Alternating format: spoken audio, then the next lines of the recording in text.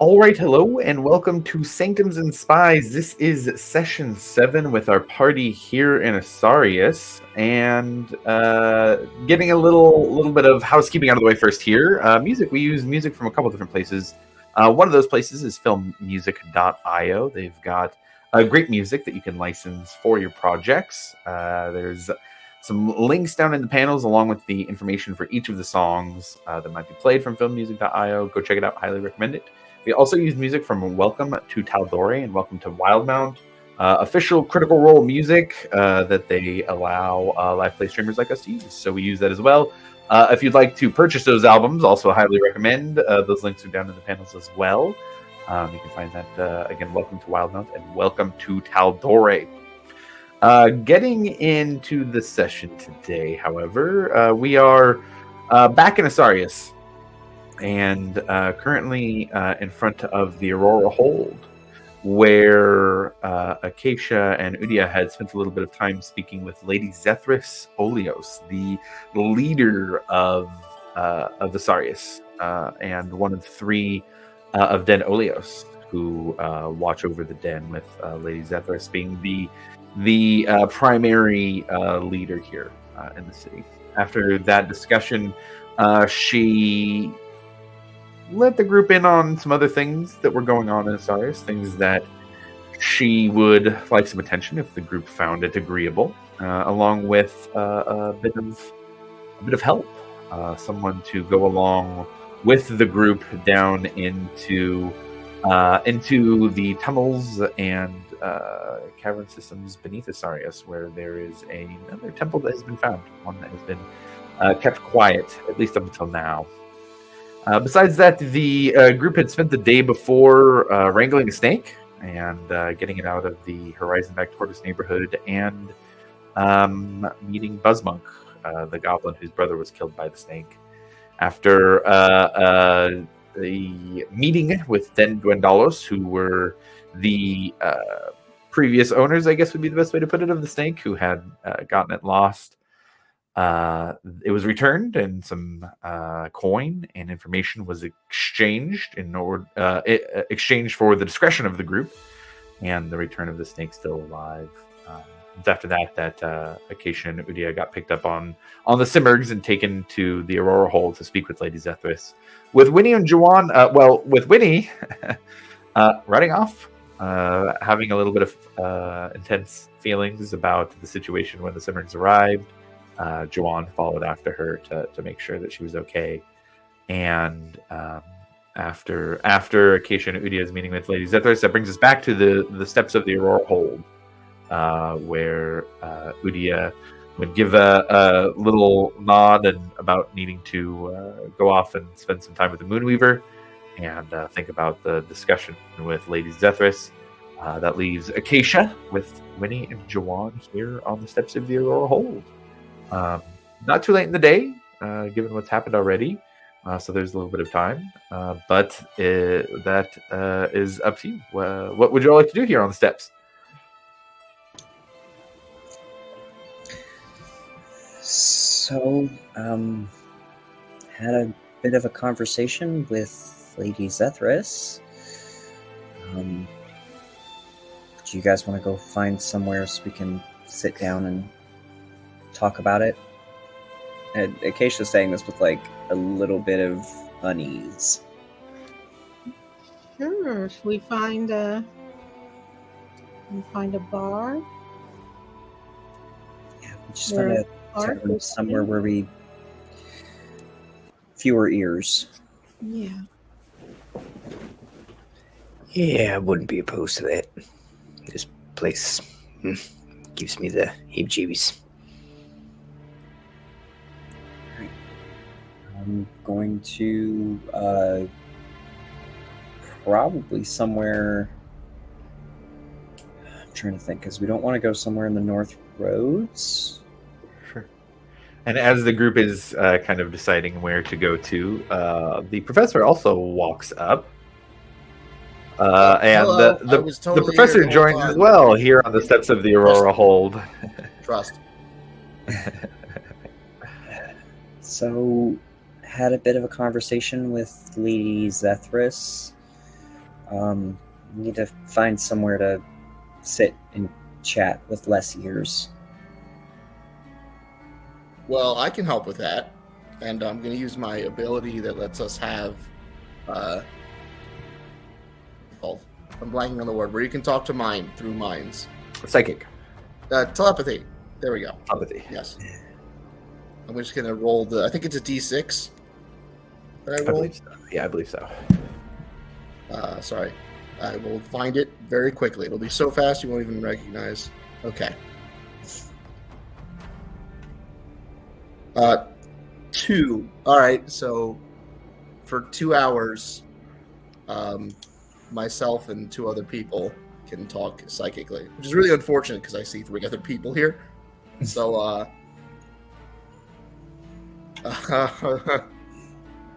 okay. All right. I'm going to roll a D3 to see who gets excluded because I don't want to be mean. I mean, if I can toss my name in the hat, I'd rather you not do your little mind thingy in my brain. All right. Well, then that settles it. This time. Winnie and Acacia and I can now communicate with telepathy. Okay, got it. All right. Well, then I guess we can find anywhere somewhere quiet, I guess. I don't know, are there like parks in the city? And kind of looking around at like just the desolateness of... Yeah, no parks. You have not seen anything resembling a park. It would be hard for us to find trees even, but there are certainly plazas. If you're looking for something that would be quiet, a tavern might be good. There's alleys. So here up in the North Roads, there's a lot of taller buildings. This is where the bigger construction is at. So if you were wanting to find an alley, that would be easy enough. Alley feels sketchy. I'm thinking tavern outside the North Roads.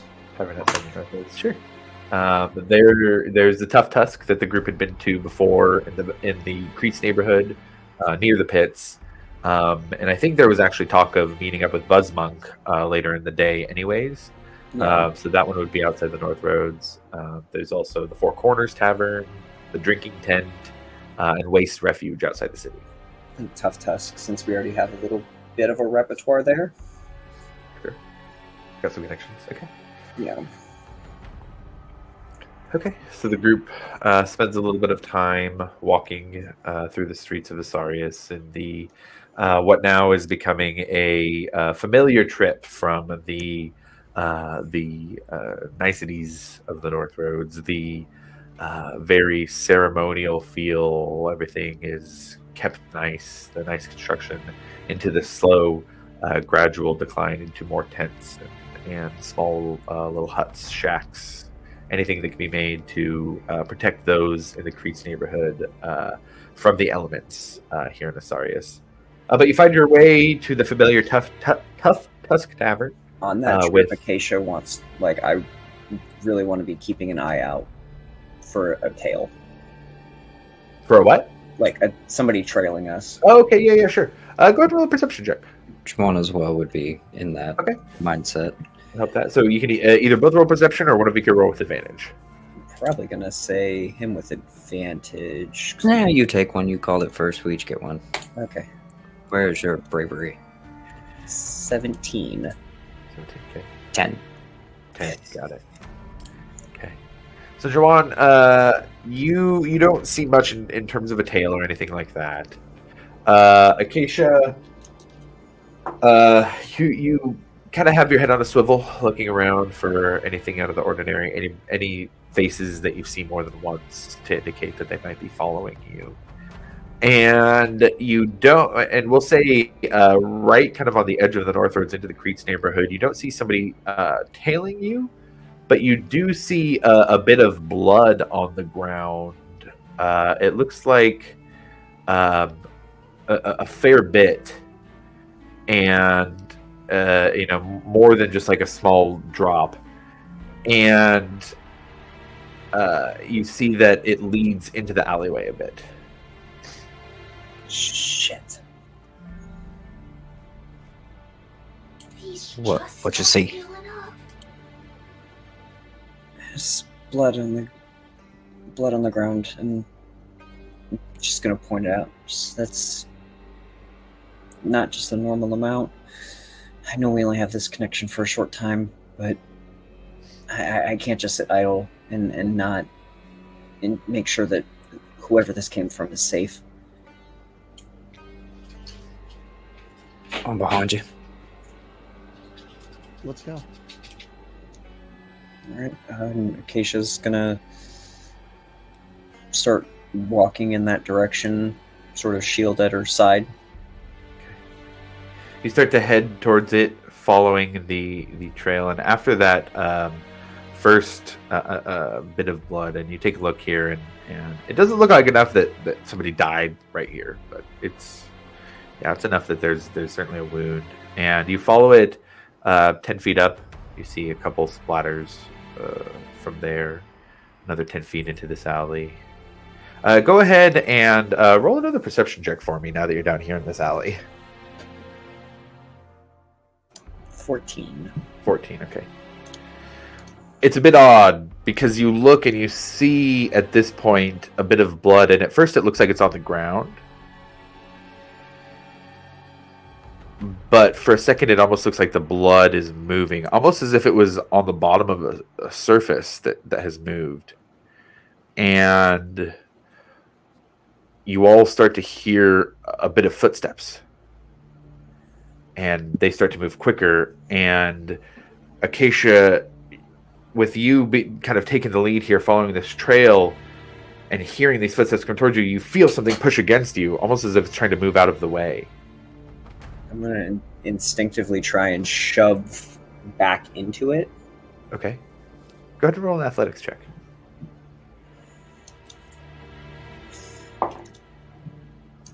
That's a 2. It's a 2.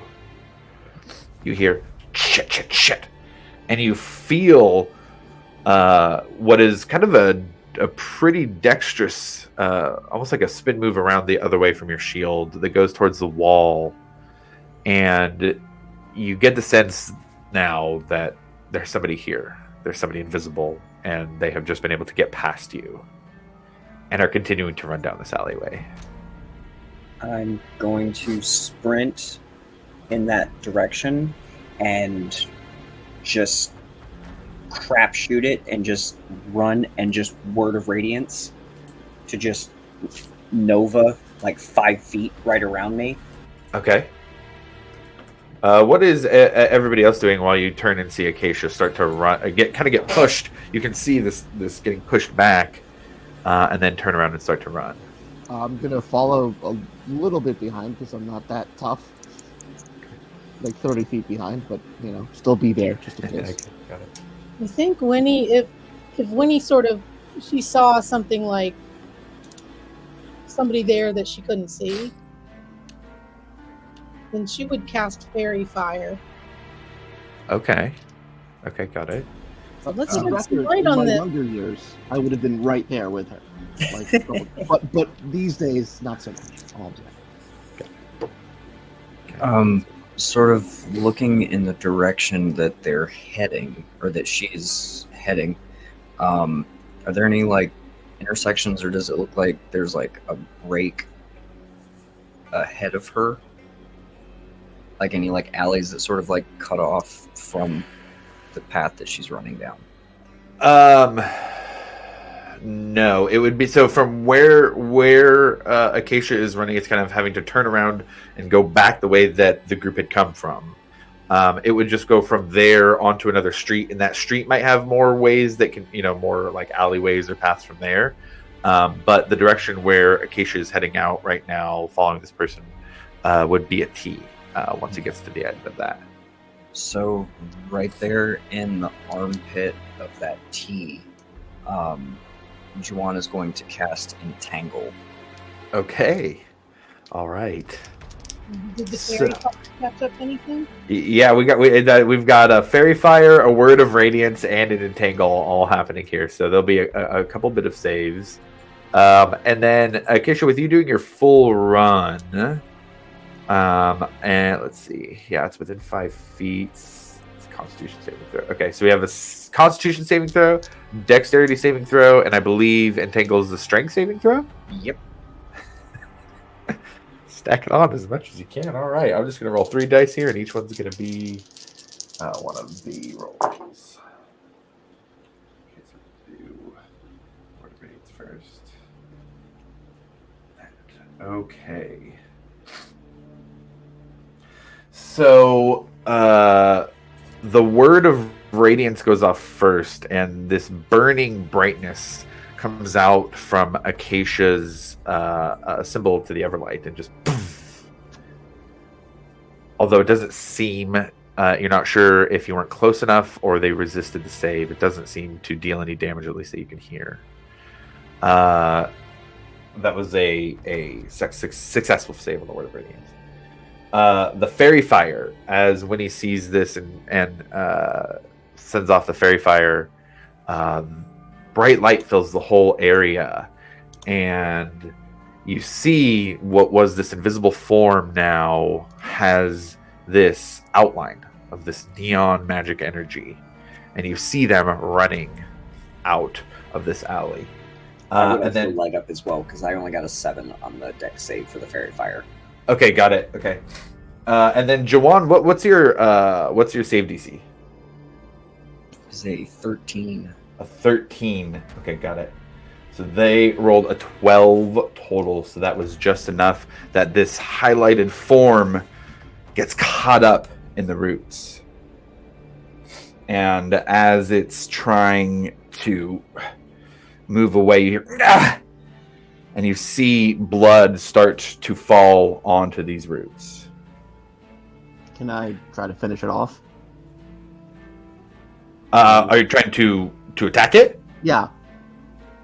Yeah, if you're trying to roll an attack roll. Yeah, alright. It's entangled, right? Whatever this creature is. It is currently entangled now at this point. Alright, cool. That means I get to roll with advantage. Let's see. That's a 19 to hit, and I'll just roll again in case I crit, which I don't. Okay. It's 19 hit. 19 hits. Yeah, go ahead and roll some damage. Wow, really bad damage for me, which is 11 rolled. 11. Okay, got it. I'll follow it up with the bonus action attack. Well, we're not quite in combat yet. Oh, it's just kind of I was kind of just doing like a each character gets a 11 thing to do 11 here. seconds. Yeah.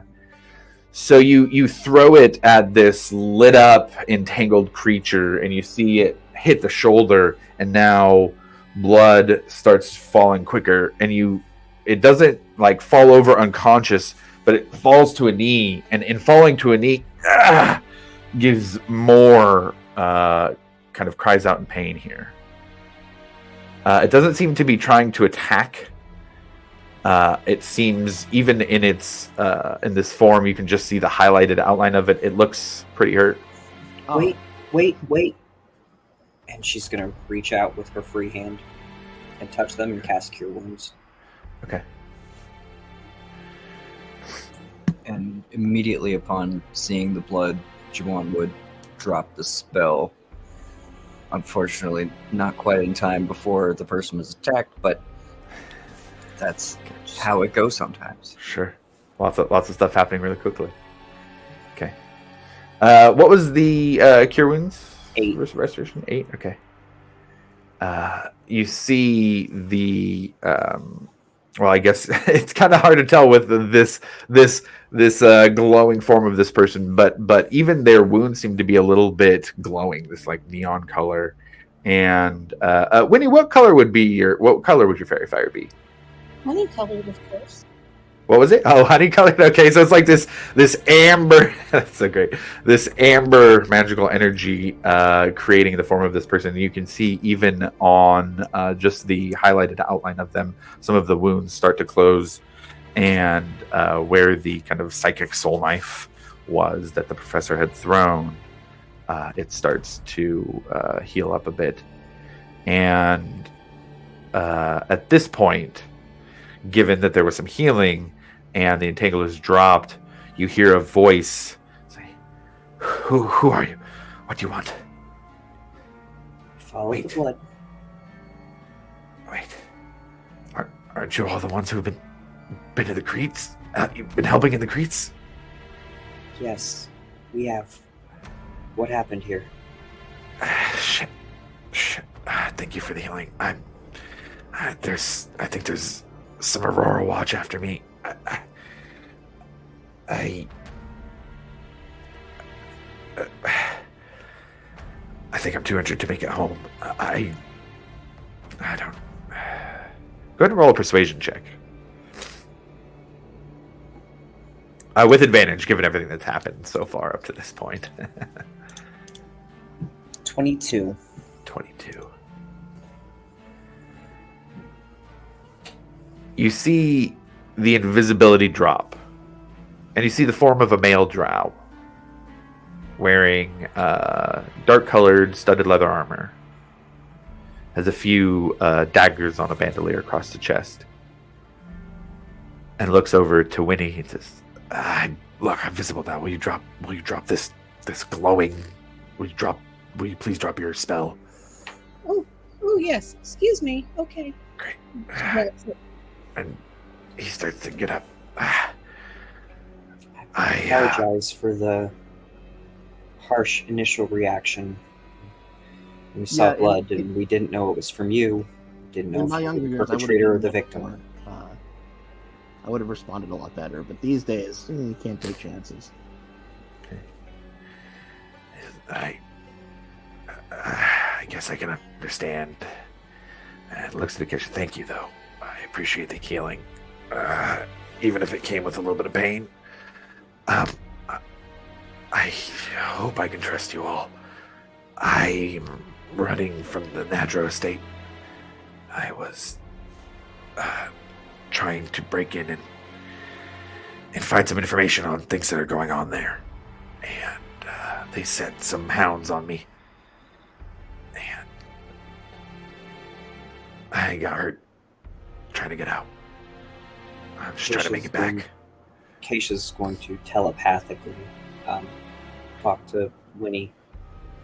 Say, does the Nadro estate mean anything?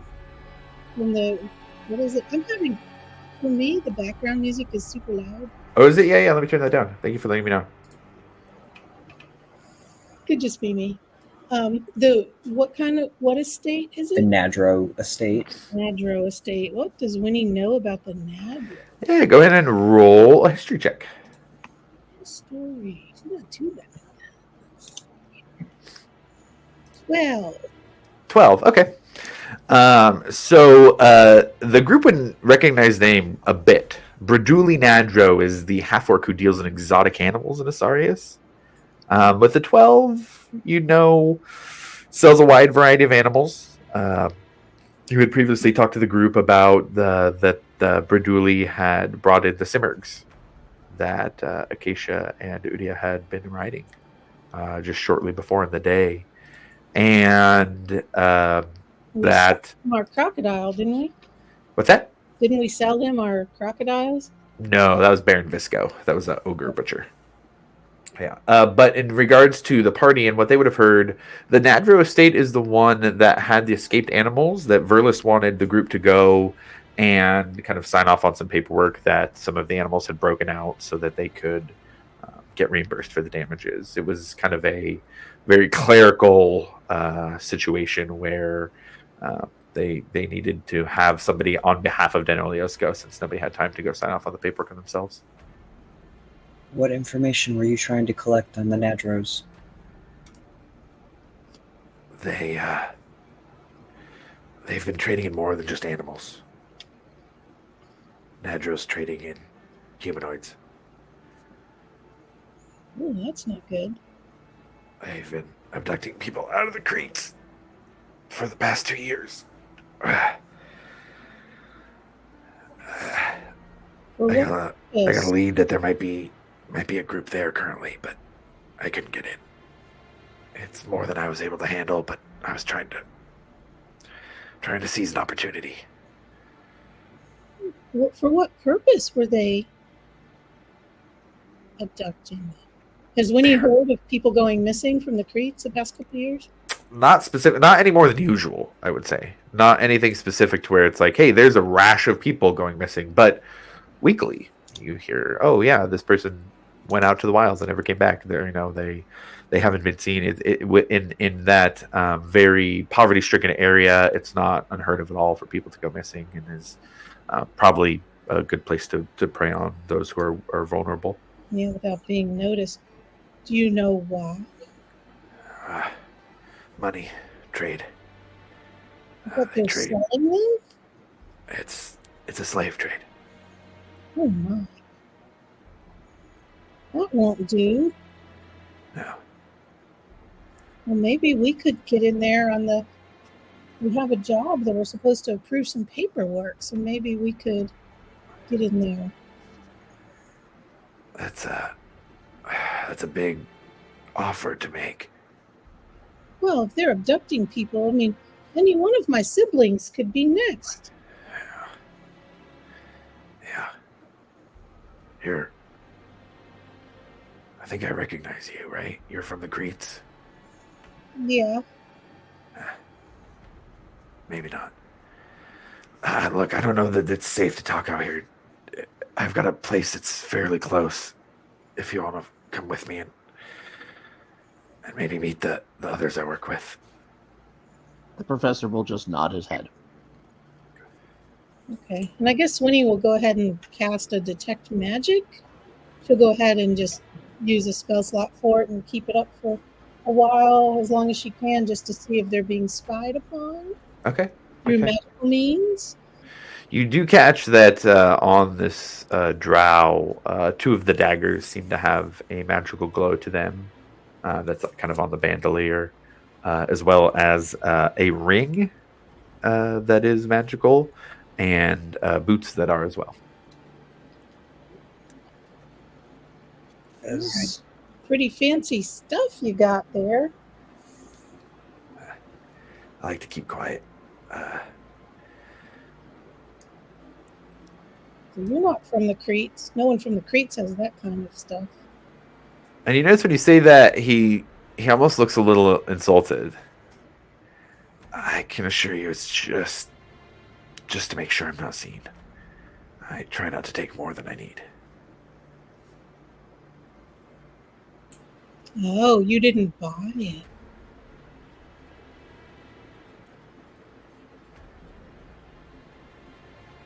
Kind of has a mix of a quiet and somewhat shameful look. So Winnie doesn't see any scrying or any magical spying, just magical Besides items. that, go ahead and roll a perception check. Uh-oh. That's not going to work. But let's see. 16. 16? Nothing currently. Yeah, nothing that you see. So far, I think we're in the clear. As Juwan's just sort of listening to this conversation from the background, does he seem truthful? Because he seems to have like a lot of information, and we just seem to be barking up several of these dense trees, and not necessarily in a good way. You can go ahead and roll an insight check. Yeah. Yeah.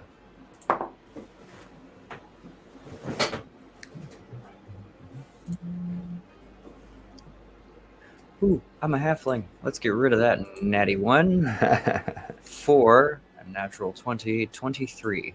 23. Wow, the exact opposite. So what you sense is that especially given that they're hurt and having a hard time kind of hiding what they're feeling, that they are certainly holding back. They seem truthful in what they've said so far, though. With the 23, I'd say they're kind of hoping you don't ask more questions right now. Juwan definitely won't add to them. we'll come with. Just lead the way. All right. Reaches back to a cloak that is on the back and pulls the hood up. I'll walk in the center of the group if that's okay. Try and stay hidden.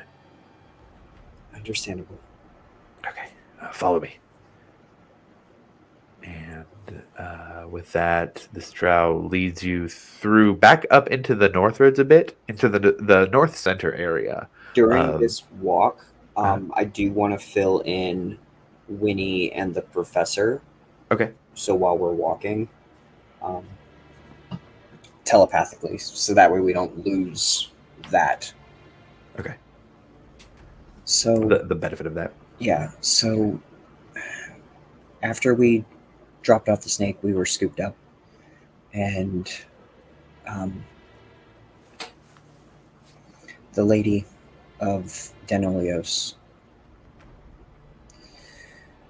she talked with Yuria and I, and they seem to have found another one of these temples, I guess, whatever they are, and wanted us to go investigate if we had time, but she wanted to send a tail with us, or at least it's the impression that I got.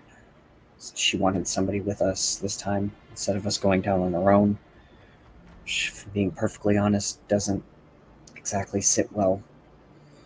Kind of makes me feel like she just wants to watch us. She did chastise in front of us, at least, Verlis. He wasn't there, but she definitely didn't talk highly of him, which part of me feels like there's some of that that's truthful, but I think some of it is just to try and garner a bit of trust. And I can honestly say that after walking out of there, I feel like I trust them less. I'm beginning to get really worried.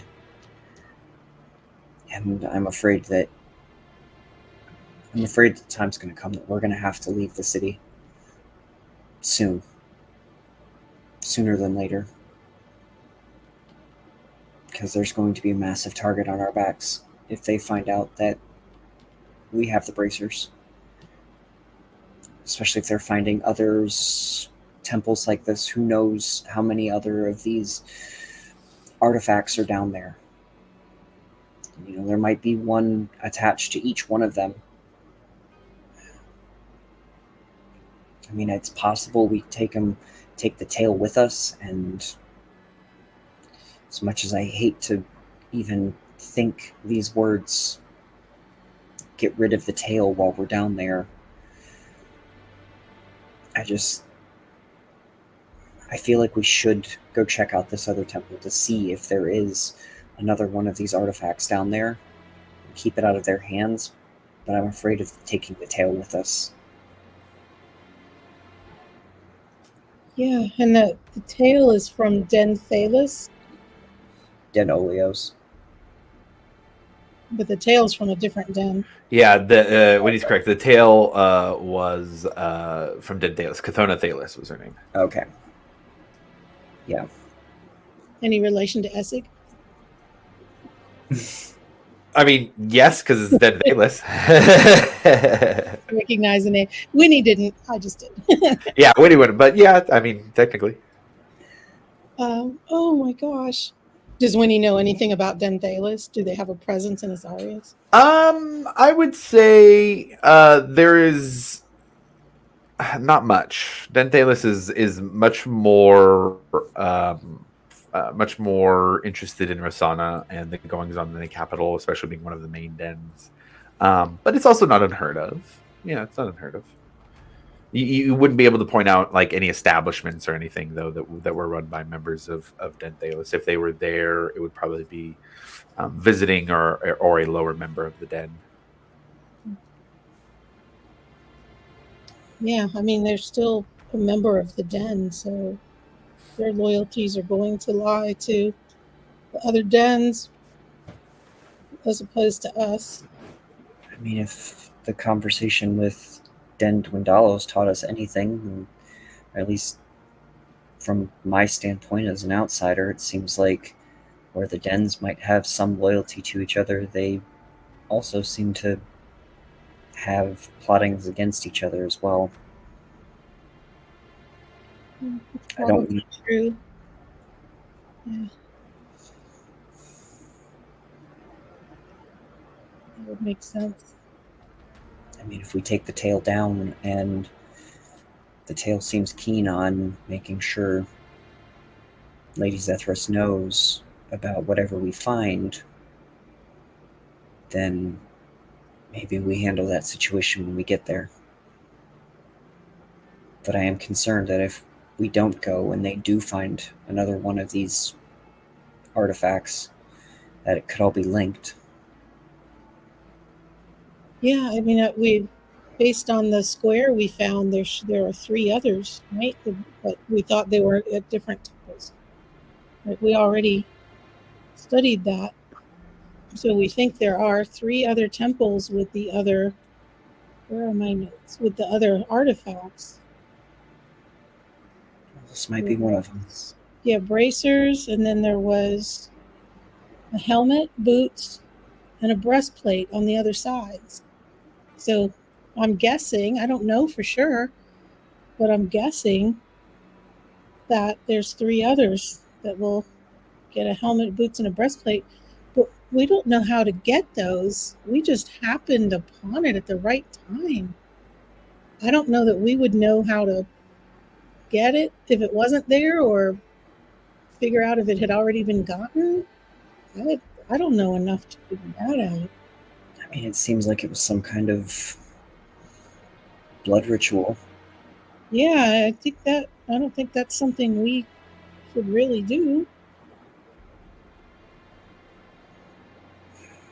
I have somebody I might be able to touch base with, possibly.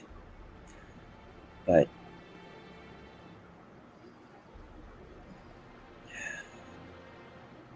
maybe. But I don't think we have the option to not go. But with the tail, we'll have to deal with that however the cards lay. Well, and I'm certainly interested to hear what this drow, I didn't catch his name, what this drow has to tell us. Yeah. Just feel like we've gotten hooks in us that's pulling us in all different directions. Yeah. Yeah.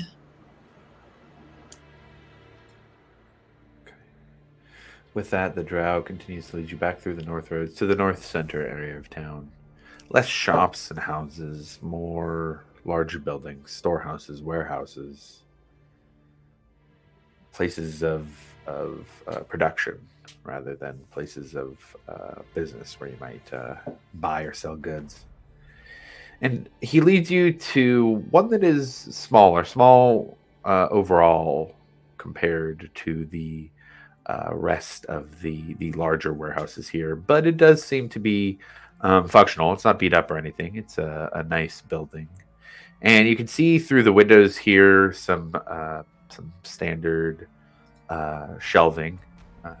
It's got some boxes, crates, and barrels on the inside. Looks like some equipment to move them, hammer and nails. You see that on the wooden shelving, it goes up a couple levels. Mostly textiles. You see, even just from the window outside here, rolls of cloth. Not anything made into clothes, just material on the wooden shelves that go up to the ceiling. He walks up to the door and pulls out a ring of keys, puts it into the door and opens it up and pushes it open. And the thing that you notice first is that as he opens the door, the images you see or what you see on the inside now beyond the door looks different than what is in the windows. It seems there's some kind of enchantment here that shows a different image from what is here. There are no shelves on the inside. There are a few tables. And as you walk through this door into this warehouse, the drow turns and says, let me let my friends know that you're here. This is going to be very, very odd for them. I just need to make sure to let them know that you have my my approval, I guess. That you helped me at least. Give me just a second. And goes off down and the room you're in now is probably about 50 by 60 feet or so. And things are much more haphazard than it looked through the windows. Looks like there are some boxes and sacks of basic food along the wall, but it looks much more like a thrown together place to live where things aren't very organized like a house. And the drow turns around before leaving the room and says, I'm Mornzen, by the way. Mornzen Beltune. Morton? Mornzen. Morns. Mornzen. Mournzen. Mornzen Beltune.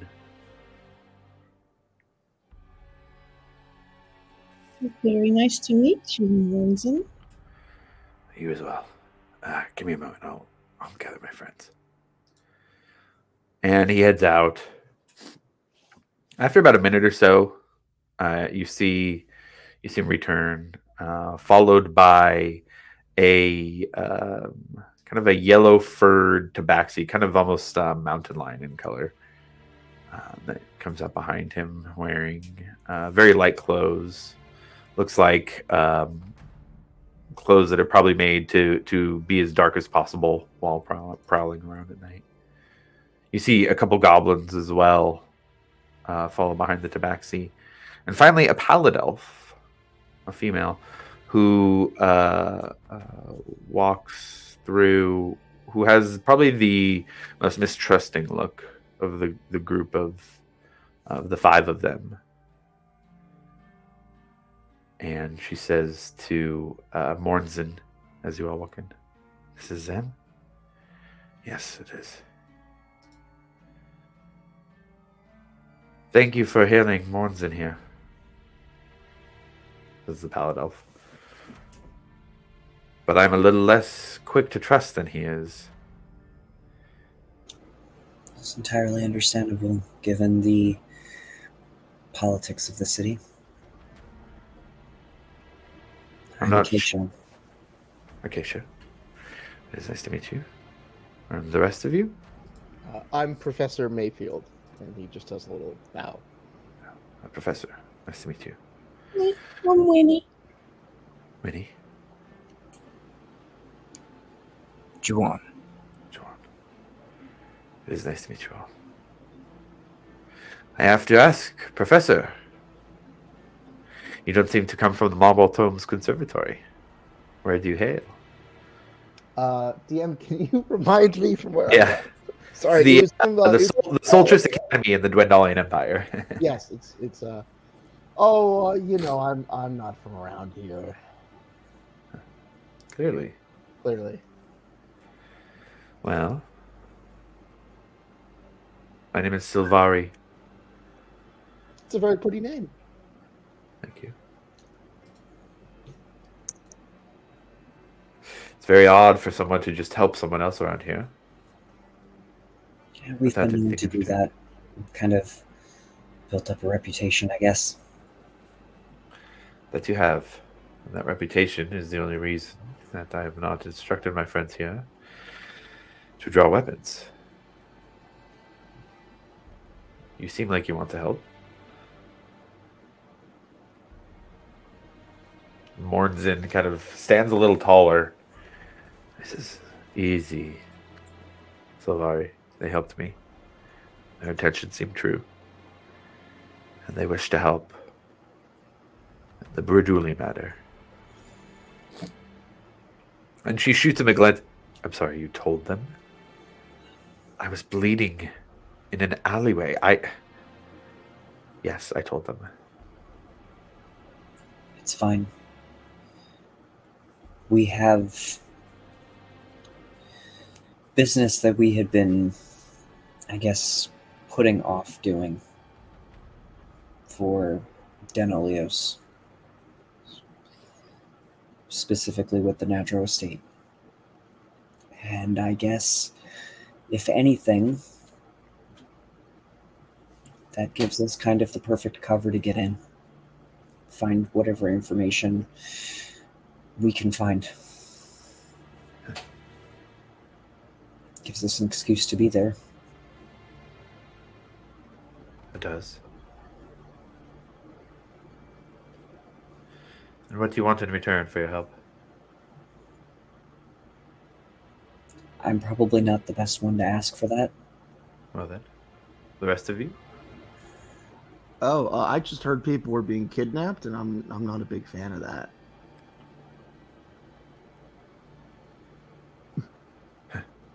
So an altruistic group then. Well, I wouldn't turn down coin or a spell scroll or knowledge. Yeah, I mean, I do have 12 grandkids to support, so. I see. But I also want to set a good example for them. So you Understood. see where I'm coming from. Right, well, and I'm I don't from want to. I don't want to take more than anyone can afford. I'm from the Creeks, and if they're kidnapping people from the Creeks, I want to put a stop to that first and foremost. And if you have anything that you can share with us, great. If not, that's okay too. And Mornzin says she mentioned she has siblings who might be at risk as well. I would not have brought them back here, Silvaria, if I did not think it was safe. It's a risk, yes. But they've been helping. And we are the helpers, aren't we? Yes, we are. I can assure you that none of us are friends or fond of any of the dens. Well, then perhaps we can come to an arrangement. And Mornzin pulls out a map, a little bit of blood on it at this point. Says, well then, if that's the case, then we can discuss logistics and payment. I think it would make Silvari here a little more comfortable if there was something that you asked for in return. Well, look, in my younger years, before I had grandkids, I would have happily taken no payment. But like I said, these days, I just want to make sure they have a good future. Understood. Our intentions are, I guess you could say, altruistic, but we won't turn down payment for the things that we do. Everybody has a price. Our price is altruism. Anything above and beyond that, I guess, call it a tip. Go ahead and roll a persuasion check here.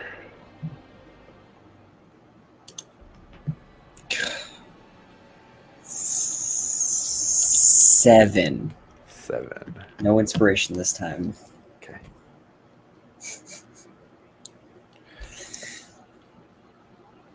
Let's start with this. Maybe some information gathering. And if all works out, then maybe we can make more arrangements in the future. We have a few things we're working on. We also would like to make sure that those in lower places here are taken care of as best we can. But that takes money. That takes often money that is not willing to be spent by those in power. So we've gathered. But we do make attempts to make sure that money that is held by those in power is distributed to those who need it. If all goes well, perhaps you can be a part of that. Got your back, comrade. Here's the map. And he hands over the bloody map. The building marked is the one that was believed to be the one holding humanoids. Most likely just goblins, but there may be kobolds or young orcs there as well. The information was from somebody that is trusted, but needs to be vetted. We cannot just go and break in and run the risk of nothing being there.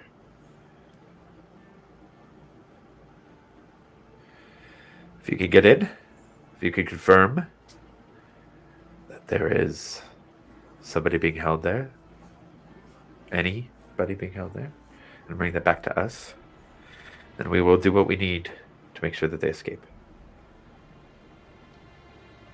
You mentioned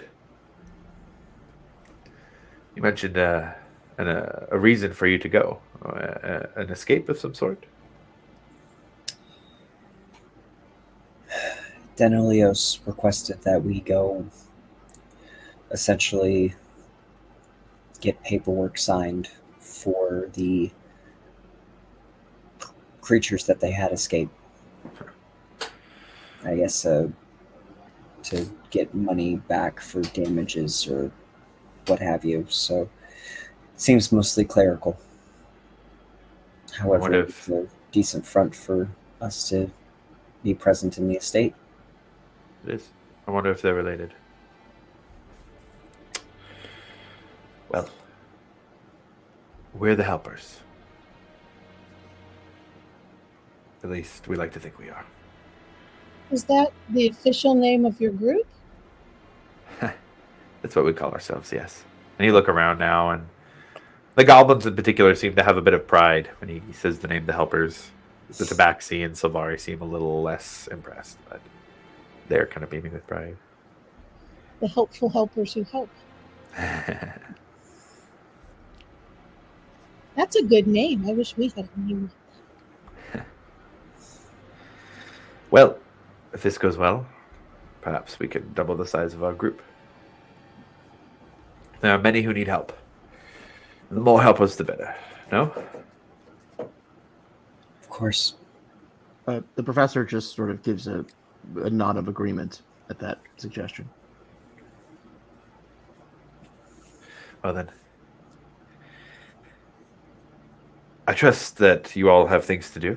I thank you again for your healing and for your help getting me back here.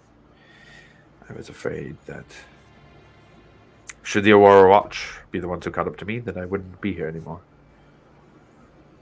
Mornzen, your ability to turn invisible, is that from one of the items you carry or spell that you know? That's from an item. I do not have any arcane abilities myself. Would that be something we could possibly borrow from you? Leave behind some collateral. That'll be a persuasion check.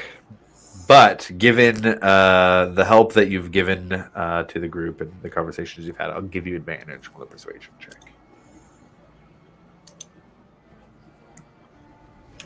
21. 21. Silvari says, Mornzen, you do not know if I'll leave that or not. It's fine. He pulls the ring off of his finger. Hands it over. Acacia is going to take off her symbol of the Everlight. Ooh. Okay. So I'm going to unequip my Amulet of the Devout. Okay. And you can add a Ring of Invisibility. Which I will hold on to because I need to figure out who's going to be our sneaky sneak. Okay, got it. Since we have two sneaky sneaks, I just need to know which one's going to be the sneakier sneaky sneak. I'm gonna be real with you. I probably don't need the ring. I am that good. Okay. One of the things that my age has not taken from me is my ability to go undetected. Definitely nothing will go wrong 100%. Why would anything go wrong? Definitely not famous last words. Definitely. For real, because keep in mind, I just handed over my spell focus, so that's gonna kill any of my magic capabilities for this next little period. All the faces as you hand that over kind of give a look of kind of being impressed. Well then, like for like. I hope to see you all shortly. And best of luck. Be safe. And watch out for the death dogs. They pack quite a bite. Thank you. Wait, death dogs? Yes. What? They're guards there. They each have a corresponding death dog with them that they use to patrol the grounds. And how dangerous are these dogs? There, what caused my damage. I was lucky to be able to escape, but if you have permission to be there, then it will likely be safer for you. Yeah, we will. I guess we have to go back to the world and get the official. We will have an official seal that we were taking with us. Well, I love dogs. I'm sure it'll be fine. Sure. Joanna's also quite skilled with animals. Good. Well, thank you for the item, the assistance. We'll return as soon as we know more. I look forward to seeing you again. And that was a hell of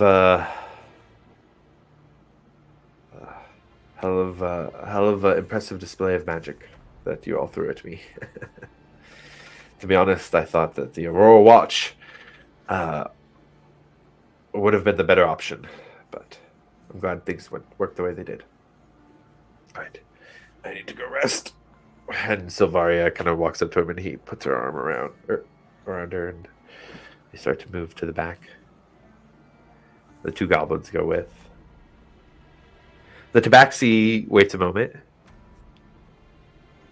pulls a small potion bottle out of her bag. Thank you for healing our friend. I hope this returns the favor. And hands a potion of healing over. Thank you.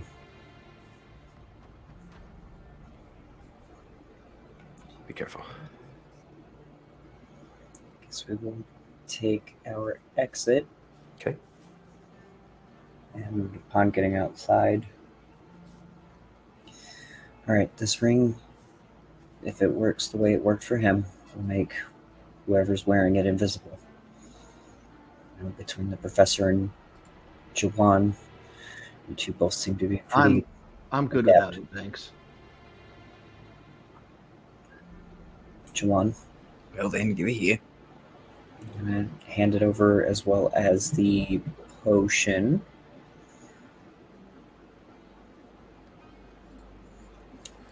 Remind me, what's the potion do? It's a potion of healing. Oh, okay. 2d4 plus 2 healing. Juan will slide the ring on the same finger that he's wearing his other magical ring, so he's just sort of stacking them.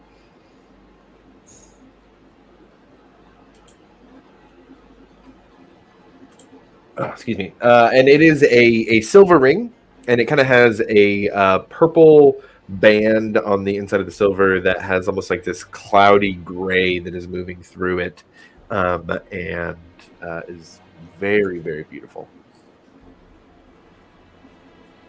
Oh, he's pretty. Just sort of like spins it around his finger, back and forth.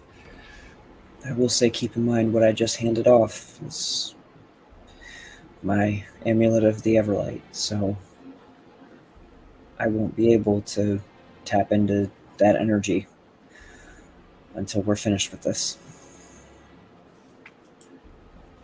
Yikes. Make sure we keep our heads down then.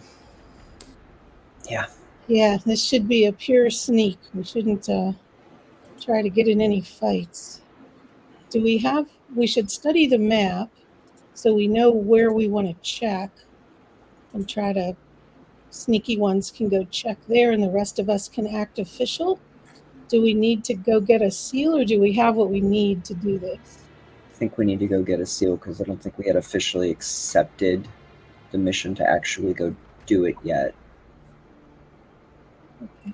Yeah, up to this point, the group hadn't really done anything specific besides that first venture down into the hole for Denolios. The Cretes missions were or quests or what the group had been spending a bit more time on.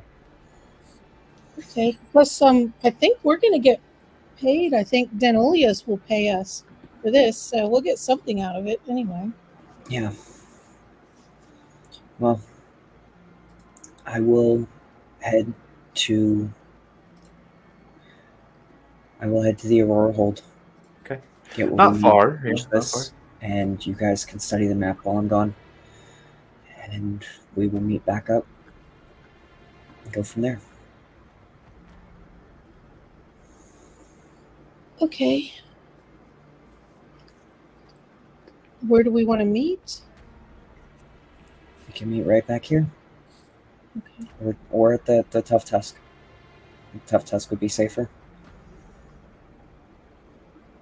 Okay. I'm So, going to also sorry, go take ahead. the bracers off and give those to Winnie to hold on to. Okay, got it. I was going to ask about that too. Okay. So without the bracers or her amulet to the Everlight, Acacia heads off to the Aurora Hold, to the familiar sight of the large multi-level tower here with the pagoda-like roofs kind of ending in little curved horn type style decorations on the edge. You see the stained glass on the outside, and as you enter the doorway, feel that light wash over you in the familiar room here with the two doors and the ropes with the bell.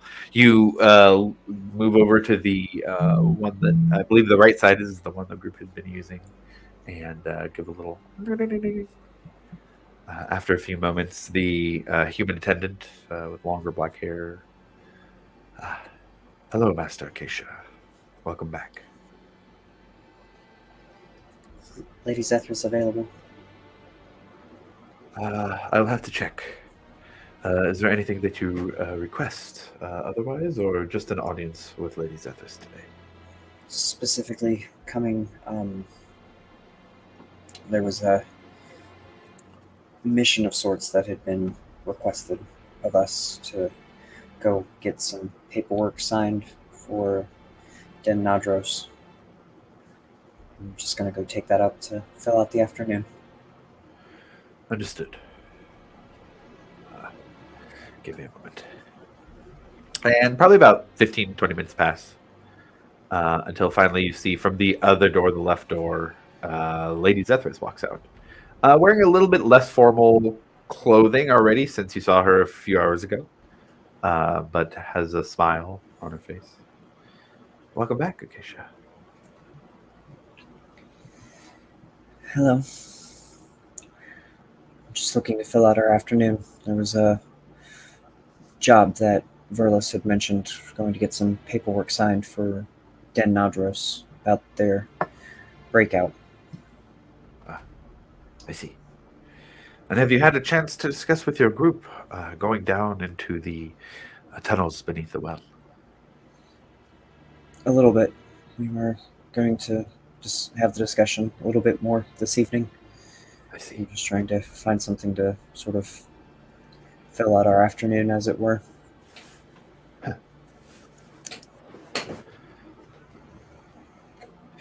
I can't help but notice you are without. You had a beautiful pair of braces on earlier.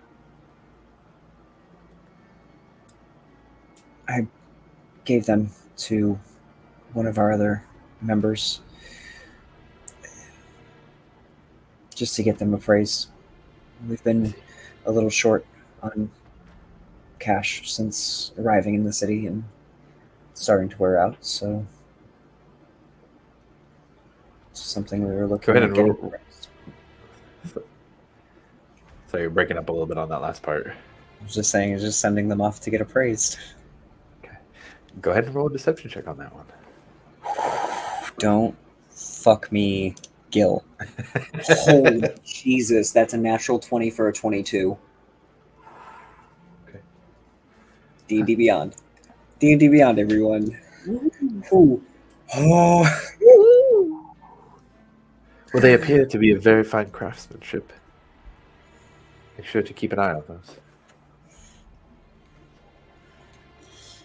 Of course. Should you wish to have any of Den Olios do the appraisal or the magical deduction of what the items could do, we're happy to offer our services at no cost to you. Alright. I trust one of my compatriots is quite skilled in the arcane. She's handling it for now.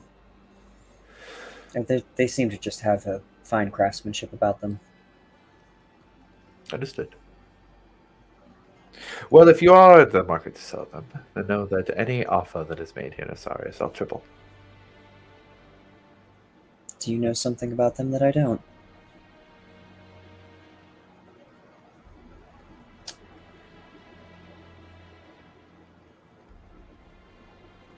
She's a very thoughtful look for a moment.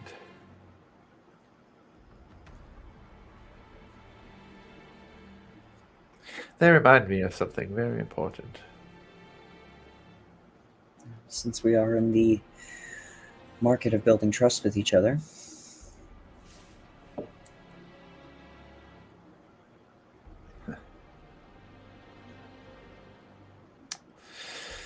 You know, I remember the very first time I laid eyes in my very first lifetime on one of the Luxon beacons.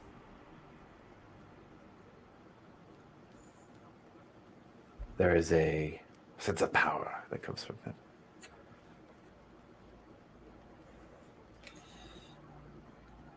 Over many lifetimes, you gain an eye for what is more than just good craftsmanship.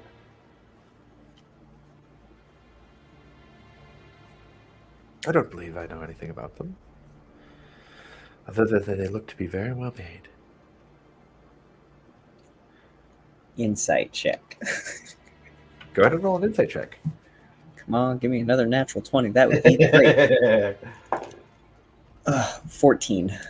14.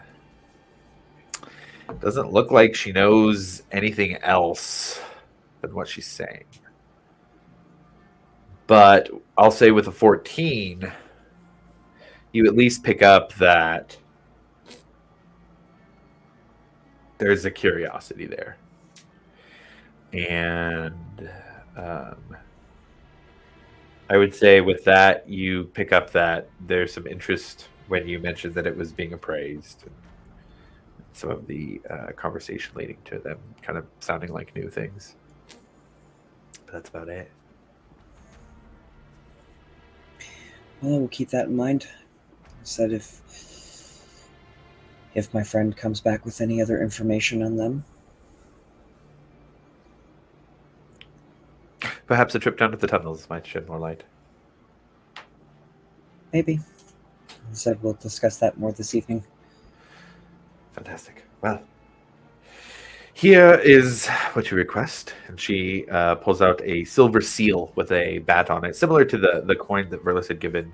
Although this one is more, it doesn't have those empty spaces on it. This shall give you all the authority you need in this matter. We just need to have them sign paperwork. No need to do any kind of investigation on the breakout itself. I'm afraid you've caught me a bit unawares. This is a matter that Verlis was handling. And I'm here to offer the seal, given our recent interactions. I guess then a more direct question to you is, would you prefer some more information on what caused the breakouts? It seems that creature breakouts like this have been happening rather frequently, with the snake earlier, and now all of these. It seems that it's becoming a bit of an issue. It does. An interesting observation. Yes, I would like to know. The matter of building trust. I believe that there are some things that are being kept from me under my authority. That there are those in Denolios who might be unhappy with my directions for Asarius. And what directions are those?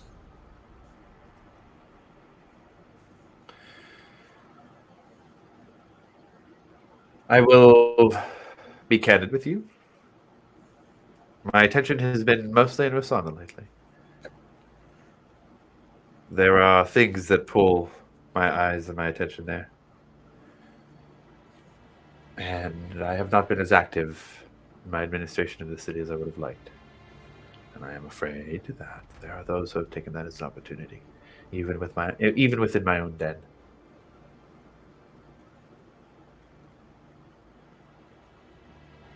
Such as the issues in the Cretes. Yes. It is no small amount of shame that I have not been able to do more to lift those up who are on the lowest levels in the city.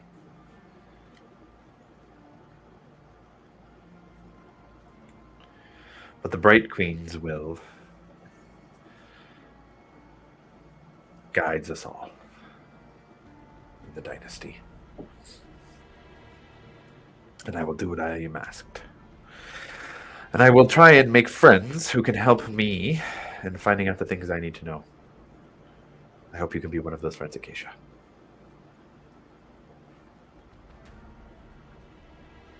We shall see. We shall. And I'm still very much a stranger in this part of Exandria. Yes. That you are. I appreciate this and the information, and we will return with the signed forms and whatever information we can find. I appreciate you looking into this matter. Thank you on behalf of Denolios. Of course. And she quietly goes back in and leaves you here in the foyer of the Aurora Hold as Jawan, Winnie, and the professor looking at the map here. You see the layout of the Nadro estate, and it is nothing too complicated. There are 3 buildings, each for stables, keeping different animals of various sizes in them. There is one main house that is the house that Braduli stays in. And there are 3 storage buildings as well. They all kind of create a rectangular. They're all, I guess I should say, they're arranged in a rectangular fashion here on this property, and it's a fairly big property. You're surprised to see that it is about 4 acres worth of estate. Here in Asarius, you haven't seen very many places outside of the pits, maybe, where they had very large animals, where that much space was dedicated to just one property. But given the blood on the map, you know it's a bit dangerous. You can see that there are notes written on the map as well that the helpers put on here. Notes about there being at least 4 guards at any time, each with an accompanying death dog. Then the death dogs have, in particular, the ability to, or not the ability to, but to have a very heightened sense of smell. Given that it's a dog with 2 noses, they've got double the chance to be able to pick up on something, and often they are. Or rather, not. There's often written that the schedule of the guards is about once every 3 to 4 minutes will pass in a given spot. They seem to take a circular route in their patrol of the Nadro estate. But you look over the map, kind of get an idea of how everything is laid out, and it is the 3rd stable building with animals. The building is marked as wolves and canines, large wolves and canines on the map. But there is a red X marked on there, and a note that says this is the rumored building that the humanoids are being kept.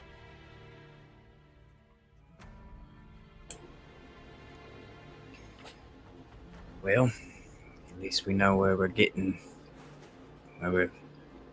headed to.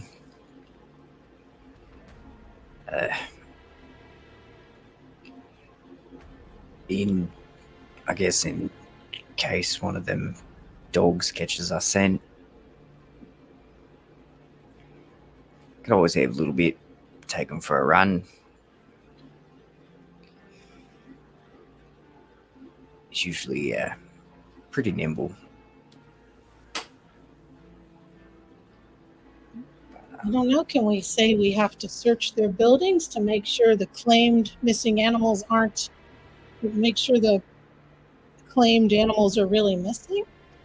I don't know if that would work.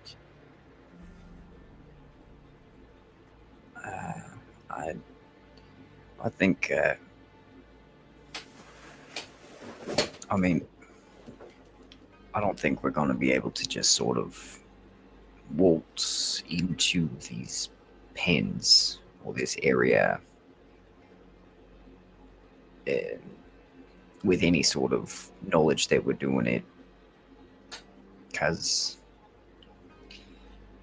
if we get in there and they've got something inside one of them cages they ain't supposed to have. Yeah, they'd never let us near it. Never. So we just have to hope to get as deep inside as we can, maybe to wherever the administrative building is, and plan to sneak, some of us sneak from there. Yeah, I mean, Professor and I can peel off, or I mean, I wonder if Bit and Al might be able to get those dogs a little riled up. Bit of a diversion, get them pulled off, give us a chance to peel away from the group. But even as well, Winnie, do you think you and Acacia could handle all the professional bits? Maybe Professor and I try to find an alternative way in, another way around. Because, I mean, if we're all seen together inside and then all of a sudden 2 of us ain't there, I just would hate for something to happen to you and Acacia. Yeah, we could try that way.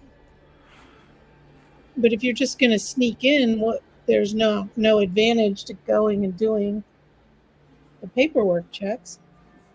I mean, it can, if, like I said, if there's some kind of distraction, something you all, I mean, it's got to be something mundane, almost child-esque. Not something that fall back on you, but We at least I guess I pay could attention. set something on fire. I mean, that's always a thing. I could Fires are definitely a distraction. I can create an illusion as like a sound that something escaped, maybe. That could also set them off. Well, the only thing is if something escapes, then aren't they going to be headed to where we're at? I don't know. I guess I could make it sound like it's outside or something. Well, within 30 feet. I'm not sneaky, and I'm not very good at lying, so I don't know what I have to add to this And I mission. say at about this point, of the planning, Acacia meets up with the group as well and returns. Was the group trying to meet at Tough Tusk or back where you had started in the North Center area?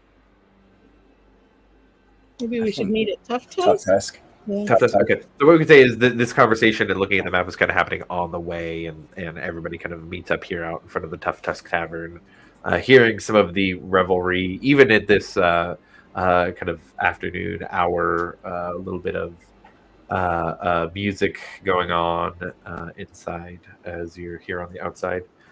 And you make your way in and find a table off in the corner, away from some of the crowds who've gathered here. Looks like they're just getting finished up with a fight that was being gambled on.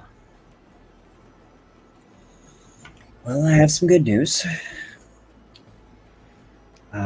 We have the seal, and Lady Zethris would like some investigation done into what could have caused the breakouts. Yep. So that might give us a little bit more of an opportunity to scout around the place, even giving Jawan and Professor some time to break off. And realistically, as far as I could gather, this seal pretty much gives us the same level of authority as any other member of Denolios walking in to handle it themselves. I mean, it definitely gives us a little bit of wiggle room and push.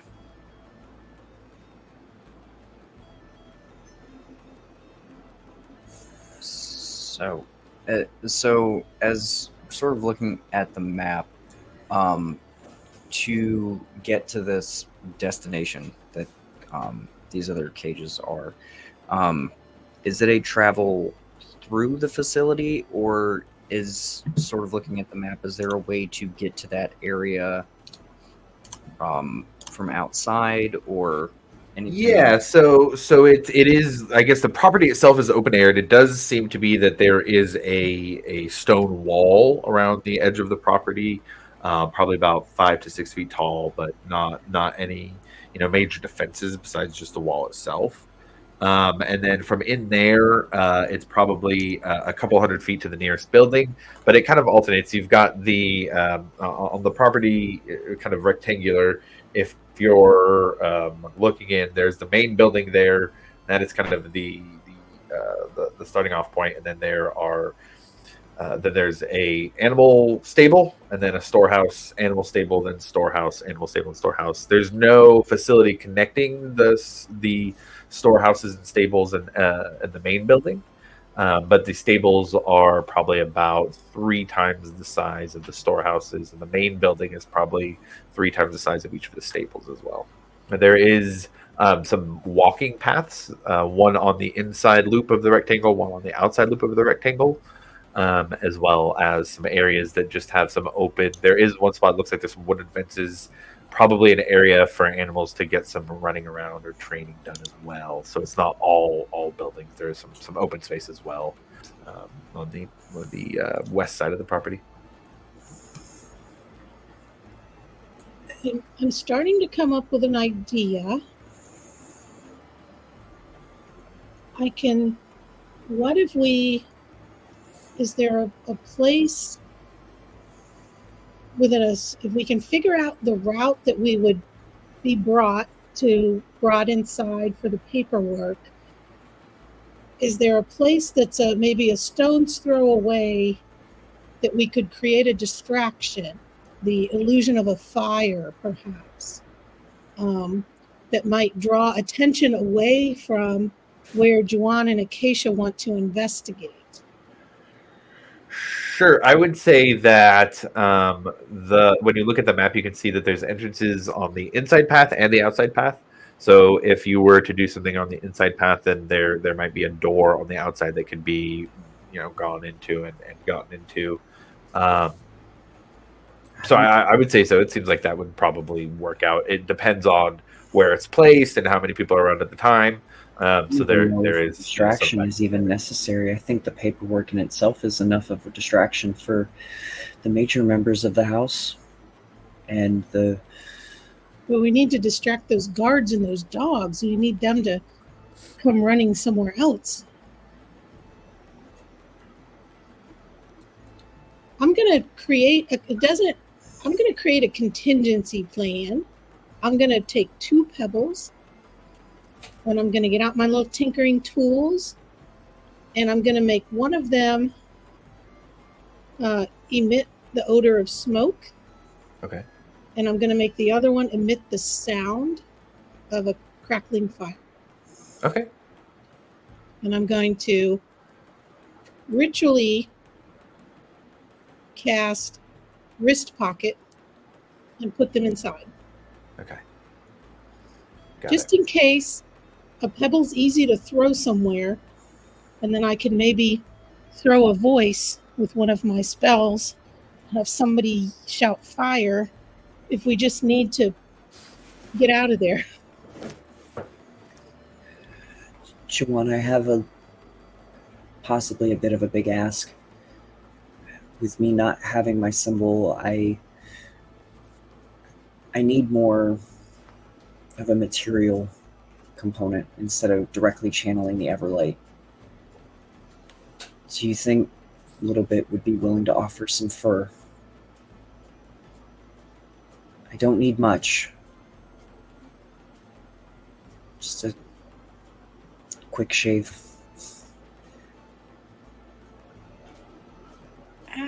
I mean, I'm sure he's plucked a couple hairs here and there.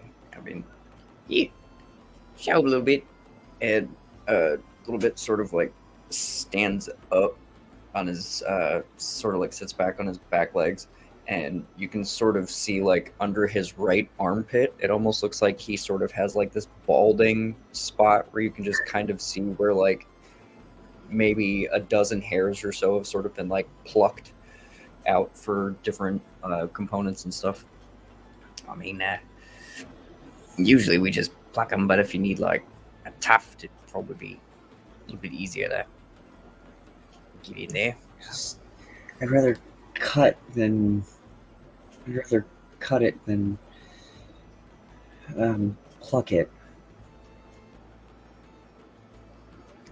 Yeah, But of course.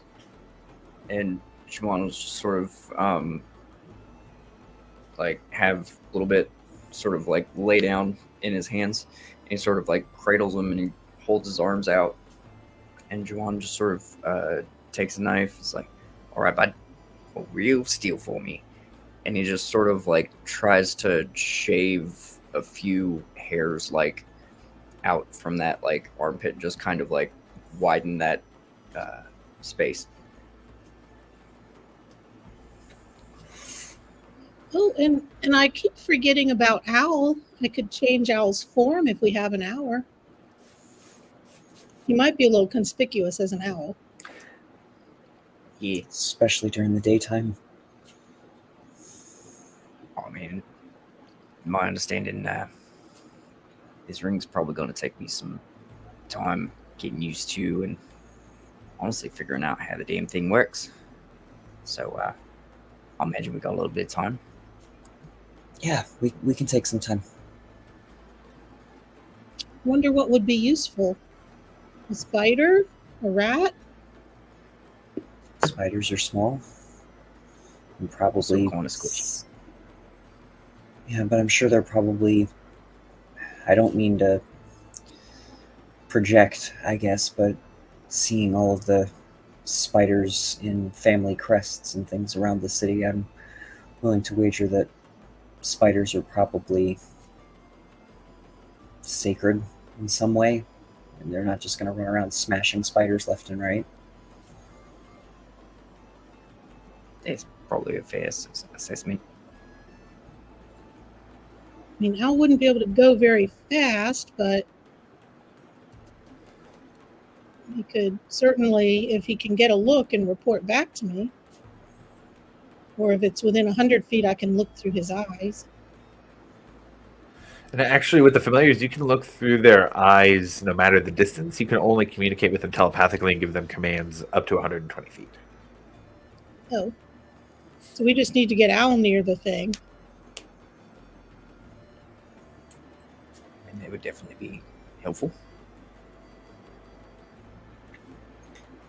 I might be a solid plan to have Winnie stay back and be able to look through Owl while me and Juwan go in.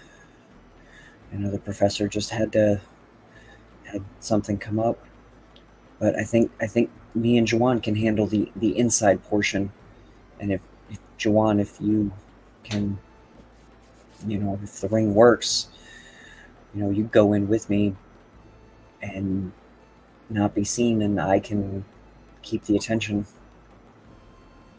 I mean, I probably wouldn't let you go in there by yourself. I've got the crest. They're not going to mess with me. I mean, it's the crest of Denolios. They pretty much run the city. It comes with a little bit of, I don't know, political armor, I guess. Makes At sense. this point in the conversation, I will say that the group recognizes the familiar face of Buzzmonk, who noticed the group at this point and comes over and kind of puts the nose up to the top of the table. Hi again. Hello, Buzzmonk. Hello. I just wanted to say thanks again for getting rid of that snake. I don't feel right taking this bounty, though. I didn't do anything. I just took it to the snake. I have it here if you all want it. Tell you what, we'll take half of it, and we want you to take the other half and distribute it into families in the creeks that need it. Fair compromise? Yeah, that's fine, I guess. I can do that. And he hands over, kind of counts out 35 gold pieces, and hands it over. Here you go. Thank you. We wouldn't have been able to do it without you. Yeah. I don't believe you, but that's okay. We wouldn't have found it. Not as quickly. It could have hurt more people. That is fair. You know, if you found that useful, yeah, my brother was my only family around here, and I don't really know many other people, and well, I'll probably, find something to do here. Maybe get a job or something. But I'm only 7 years old. And, if the group wants help, I offered help, and I'd still be happy to help.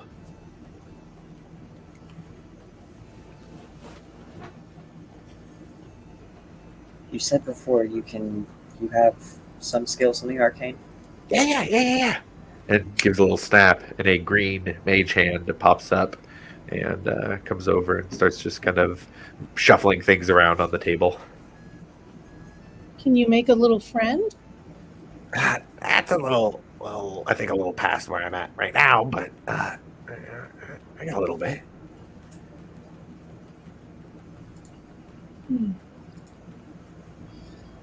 What's the best way to approach? And I don't know if owl in spider form or rat form. So how far from the outside wall is the target building?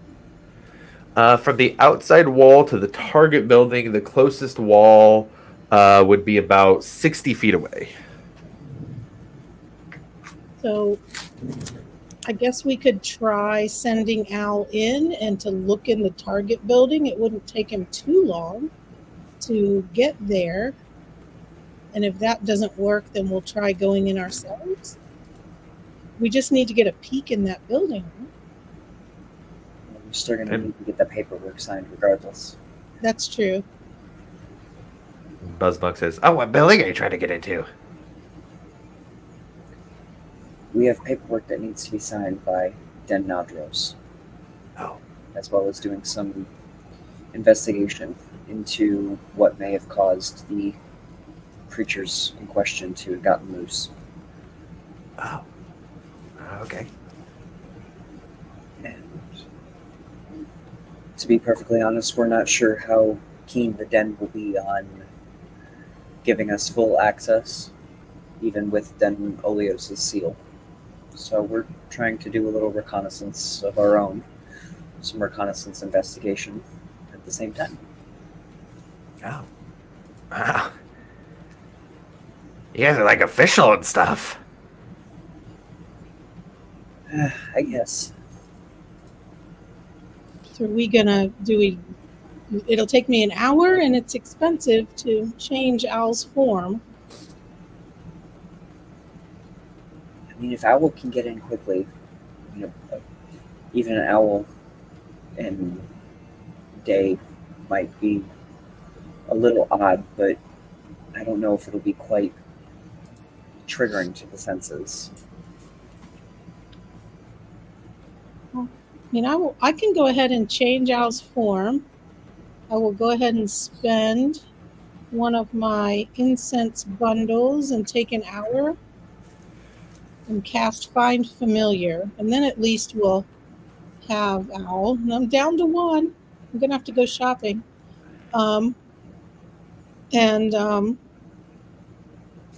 Recast Owl as a spider. As a spider. Okay, got it. When he has your casting this, what does your ritual look like? She sets out the little brazier. I guess she'll, sort of get on the floor in the tavern, maybe near the fireplace or whatever, and she sets out a little tiny brazier, and she's got little incense there, and she burns the incense sticks, and of course they smell like vanilla and honey, and it smells really good. So it really looks like she's just doing a little aromatherapy, and just sits and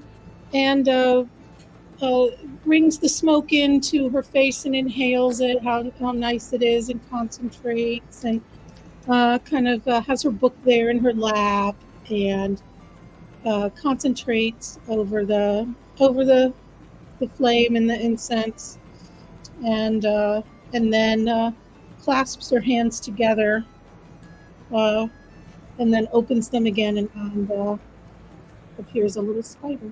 Okay. The familiar form of owl disappears into, owl the spider.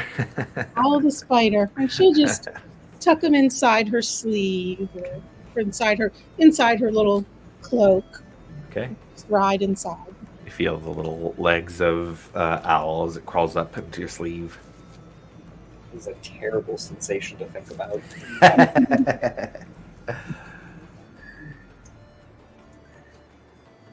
Well, Siobhan, how's the ring fitting? I mean, it fits. I don't know.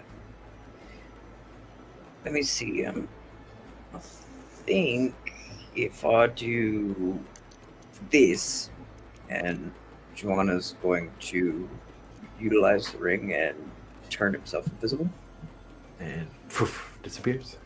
I think it works. I would say it does. How long does that last?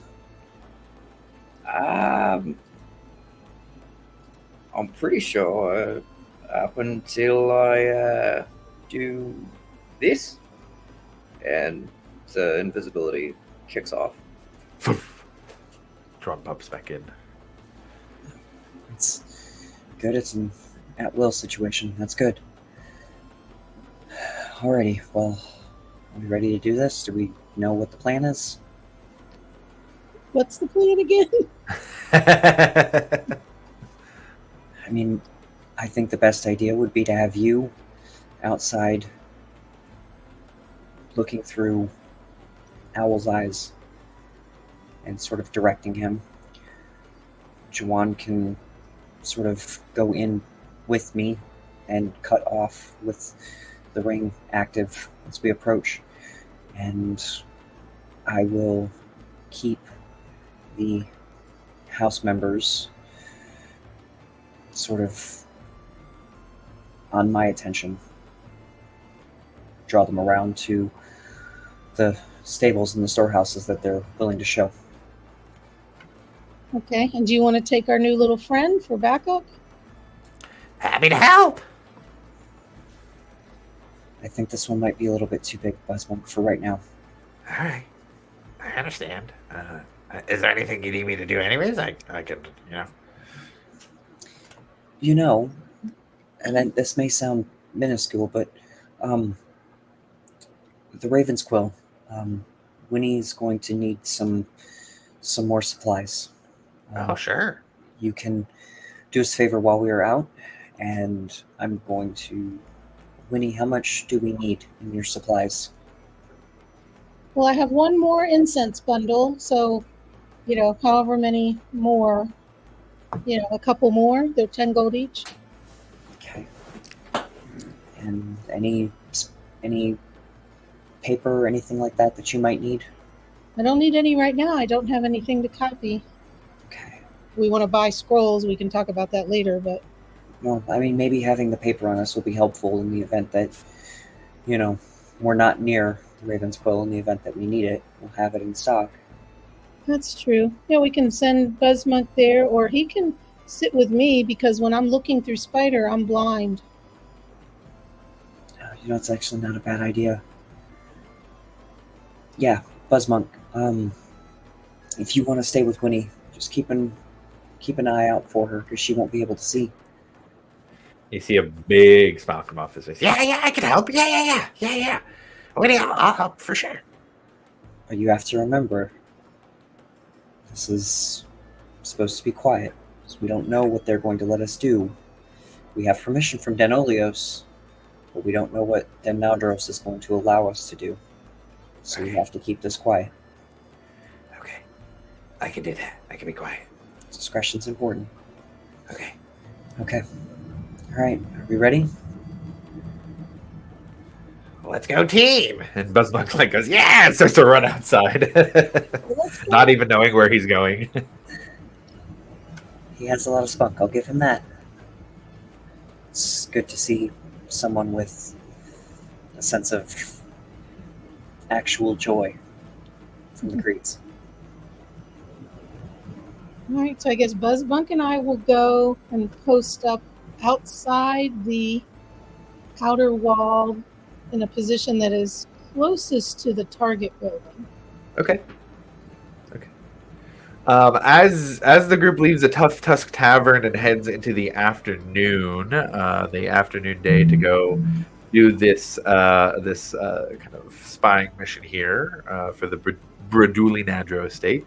Let's take a break. I think it's a good spot to take a break before we jump into that whole scene, and then we can get into the second half and get into that how that plays out. So let's do 15 minutes. Let's do it's 5:27 Pacific, or 5:28 Pacific now. Let's do, what would that be? 43. So 5:43 or 8:43 Eastern. Take a little break and we'll come back and do the rest. I'm excited. Yeah.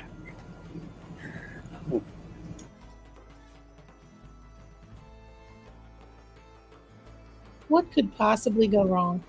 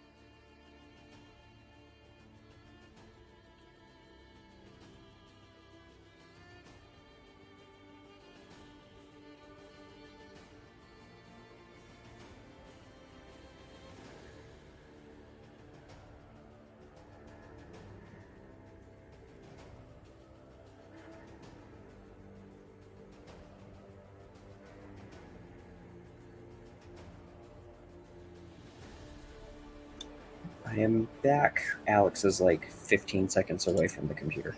Okay, got it. How about Lisa? We got Lisa back? Yes. Okay. All right. Let's do this here. All right. Give me just a second here. We'll wait for Alex to get back, and we'll get going. I'm gonna do real quick. Got you back? Yep. My Okay. apologies. Me and my partner are really bad about holding on to Christmas presents, and I got nice. a drinking horn set this year. Oh, so cool. I had to promptly wash it out and put an adult beverage into it. So You got to do it. I am you got to back do now. it. Okay, cool. All right, give me just a second here.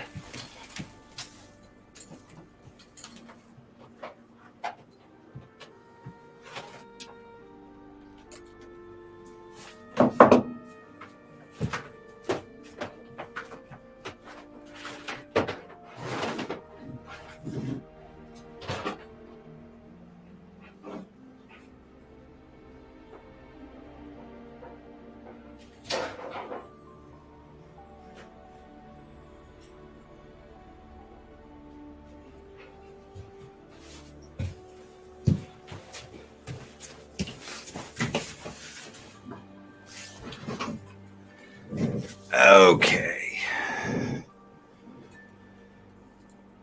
So the group is heading to the Nadro Estates. From the Tough Tusk Tavern, you have to head back to the Northwards area. And although the path to the Northwards is familiar now, you do have to veer off a little bit to the west. And it goes up on to this area of the North Roads where you have enough space for this estate. And even coming closer, you can see the stone walls of the Nadro estate. Winnie and Buzzmonk, we're talking about staying outside the wall.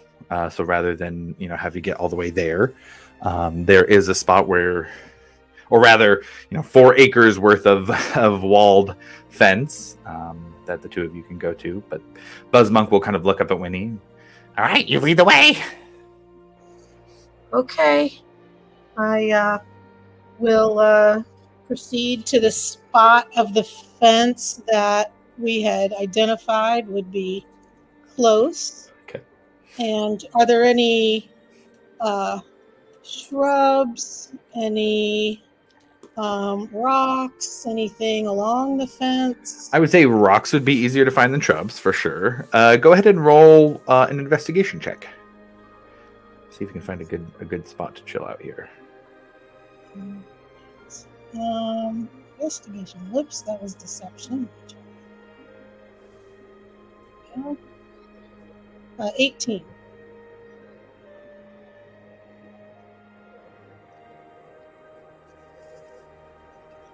Investigation. 18. Okay. So what you're able to find is just kind of a sharp jutting rock. It kind of comes to a point. So it can mostly block sight of you here by the wall. Buzzmuck can fully get behind it and not have any issues.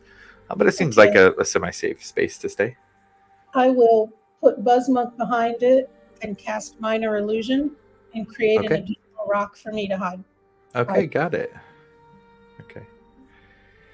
All right. And that leaves Acacia and Jawan here walking up the path towards the Nadro estate. Not there yet, but you can see what looks to be it's 2 kind of stone stands that have a wooden sign that goes up arches above the entrance to this estate, and it just simply says Nadro's Animal Estate.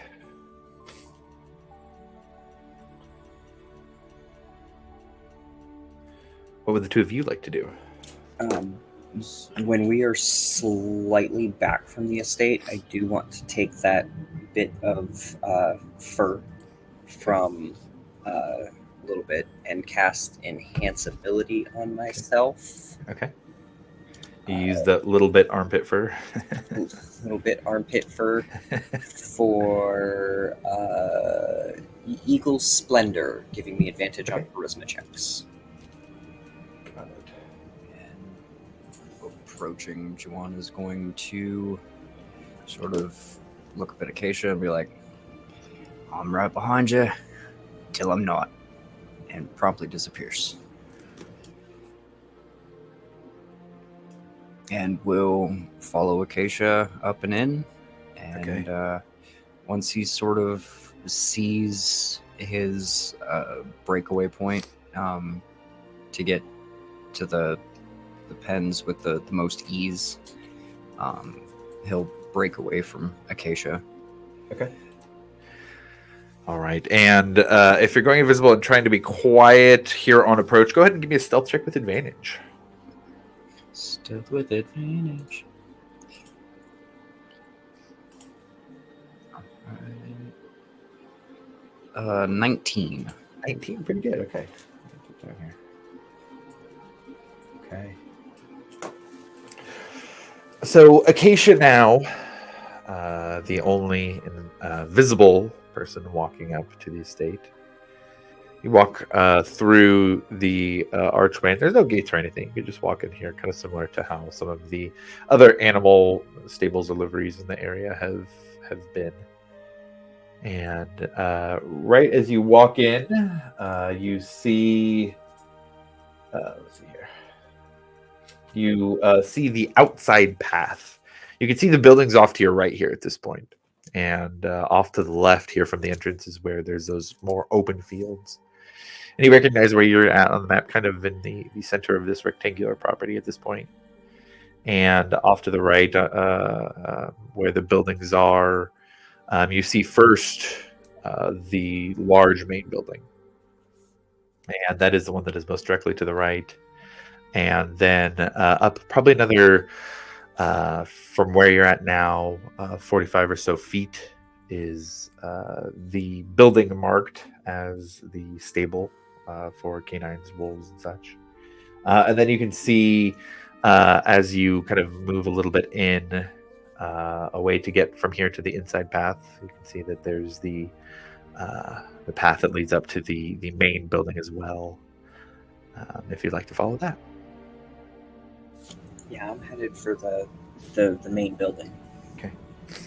And as you do, it is a very interesting style of building. It's almost summer camp like in its construction, and it looks like there's obviously housing here for more than just Braduli Nadro. And now that you have moved in a bit, you can see along the inside path one of the guards with a two-headed death dog with a kind of brownish golden fur that is slowly making its way. And the guard sees you but doesn't have any concern or seem to make any gestures towards you. But you do notice this guard walking around the inside path. And you walk up 5 or 6 stairs to the front little deck area of 2 double doors. And there is a large bronze knocker on it that you can... and very shortly, within about 5 to 10 seconds, the door slowly opens up. And you see a drow who is wearing leather pants, a white button-up shirt, kind of that cloth canvas-like clothing material, more casual than you've seen most drow wear. You've seen some of the keepers in the pits wear clothes similar to this. You see a pair of suspenders as well as a work belt with some tools or tools either for building or training animals, some sort of implements on the belt as well. But they do have a kind of air about them that they're here to answer their call. It says, welcome to the Nadro Estates. Animal sales are typically down at our location down in the pits if you are looking to purchase. I'm not here for sales. I come on behalf of Denolios, and I'm going to pull out the seal. And you get a quick kind of surprised look to see there. It's been days. I assumed that Denolios had forgotten the matter. Right. So it's kind of wiping off the shirt a little bit. Give me a moment. May I come in? Yes, you may.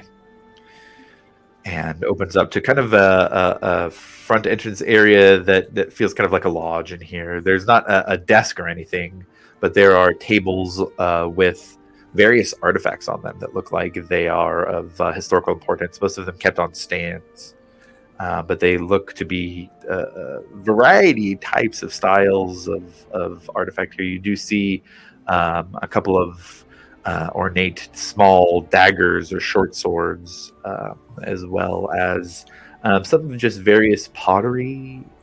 There is statues. It looks like all in all probably 20, 30 artifacts here in this front area.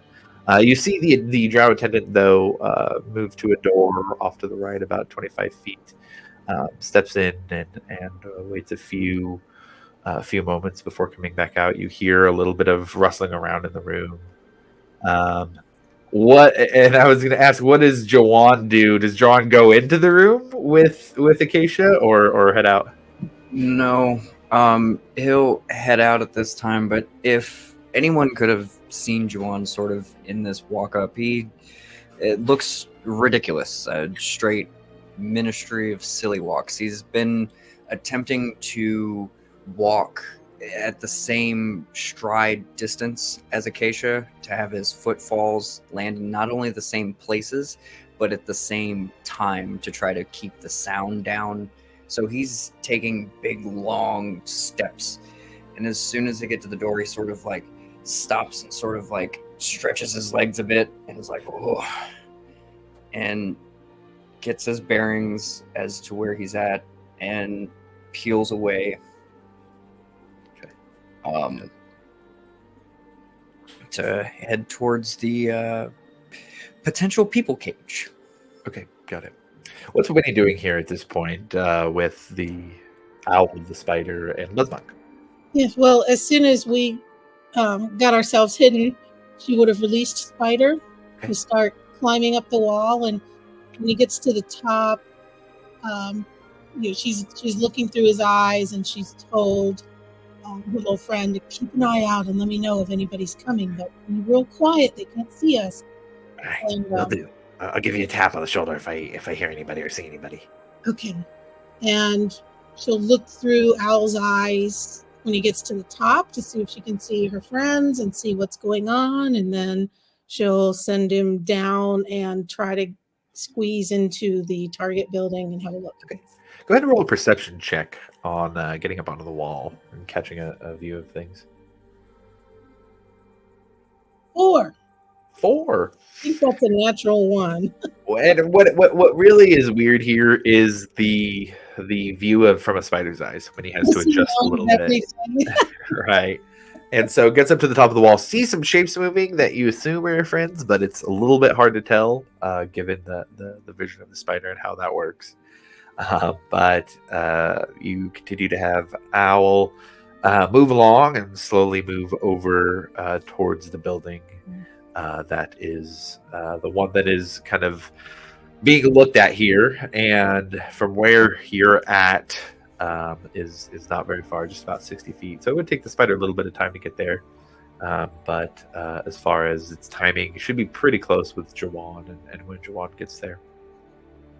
And if she's able to hear, she's just going to be keeping a keen ear out for any kind of trouble. And she's going to tell her little friend also to keep a keen ear out for any trouble on the other side. Okay, trouble. Got it. Trouble. Or wait, are you talking about Owl or Buzzbug or both?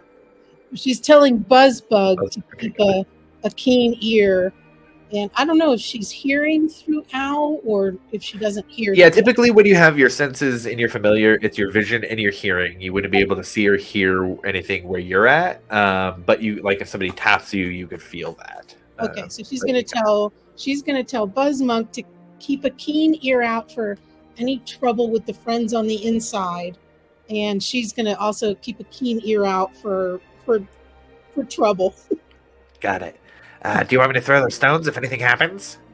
Well, I've got them here with me. I'll let you know. Okay, got it. Okay. But yeah, I think that's what but she's got them tucked away right now. But yeah, I think we're going to have to throw the stones, and if something goes wrong, you might have to do that. Yeah. Acacia, after a few moments, the attendant comes back out. No more tool belt this time, and has a vest on now that seems to be red with some black trim on the embroidery. Looks much nicer overall than the clothes that they have on underneath. You can tell it's something they throw on to give a little bit nicer presence about them. But they say, apologies. I wish we would have known to expect you. I would have had things a little more ready to take you over there. I think it's better that I came when things were unprepared. It gives me a better eye to investigate things. I see. Well, if you follow me, and he opens the door for you, back out to the main plaza. After you. And starts to walk down the inside path that is opposite the direction of the building that Jawan was heading towards. So if you walk out the main building, Jawan would have gone left to the stable building on that side. You're going right here on where they're following you and taking you, or where they're having you follow. And as you are walking, the attendant kind of tries to kick up a little bit of conversation. Says, Mr. Nadro is off in the fields wooing some Artesian traders at the moment. But he will be happy to hear that we finally have this matter dealt with. It is quite unfortunate that the giant boars had escaped, but they have been retrieved, returned to the stables in the pits so that they won't cause any trouble up here. A little more equipped down there to handle them. But either way, there will be a great feast with those boars when the Umavi arrive. So all will be well, and the feast will continue. This whole situation will seem to be quite disturbing. All the number of animal breakouts that have happened recently. Rather common in the City of Beasts. I can see how it would seem a little odd from someone who is not from here, but it is our world, the animals. They often don't know what is safest for them and will endeavor to break out of their quarters, wherever they may be kept. And I'm sorry, I didn't catch your name.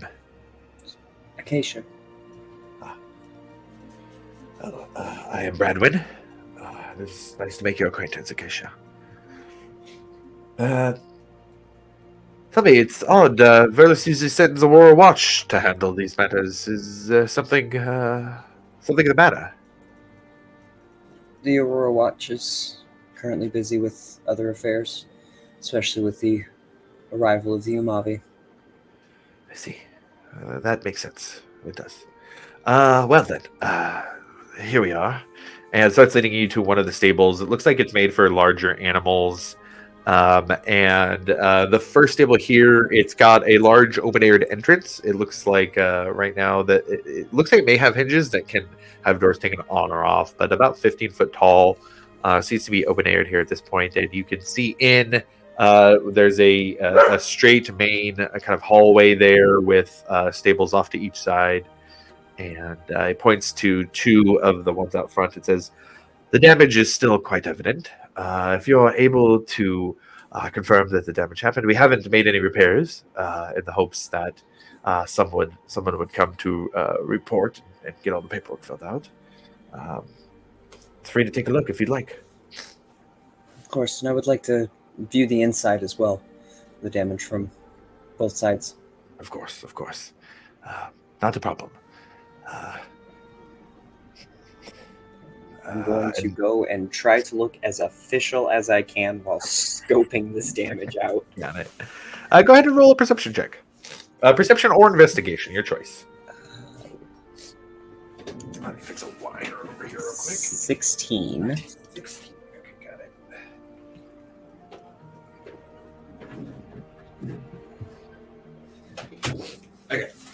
So with the 16, you're able to see that this door has been broken outwards. It does seem that that is the case.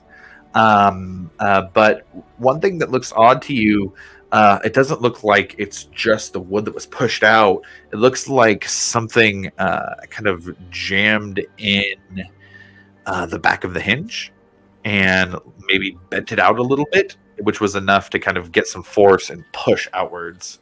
But otherwise, it just kind of looks like some general damage of some giant boars pushing out of a wooden stable area. It's interesting. I'll need to check the other stables as well as the storehouses. I'm sorry? I will need to check the other stables and the storehouses as well. That's highly unusual. The damage was just these. I don't see any Correct. reason that would be necessary. Danilios shares my concerns that the breakouts have become more frequent. And there is concern that there may be foul play afoot. So I need to investigate your other storehouses and your other stables to ensure that if there is any other foul play, that it is not evident. Go ahead and roll. I'll let you roll persuasion or intimidation. Your choice on that one. It was kind of demanding enough that you could do intimidation if you wanted to. 16. 16. Okay. Right. You'll have to give me a few moments to prepare for that. That won't be necessary. I would rather see it in its natural state.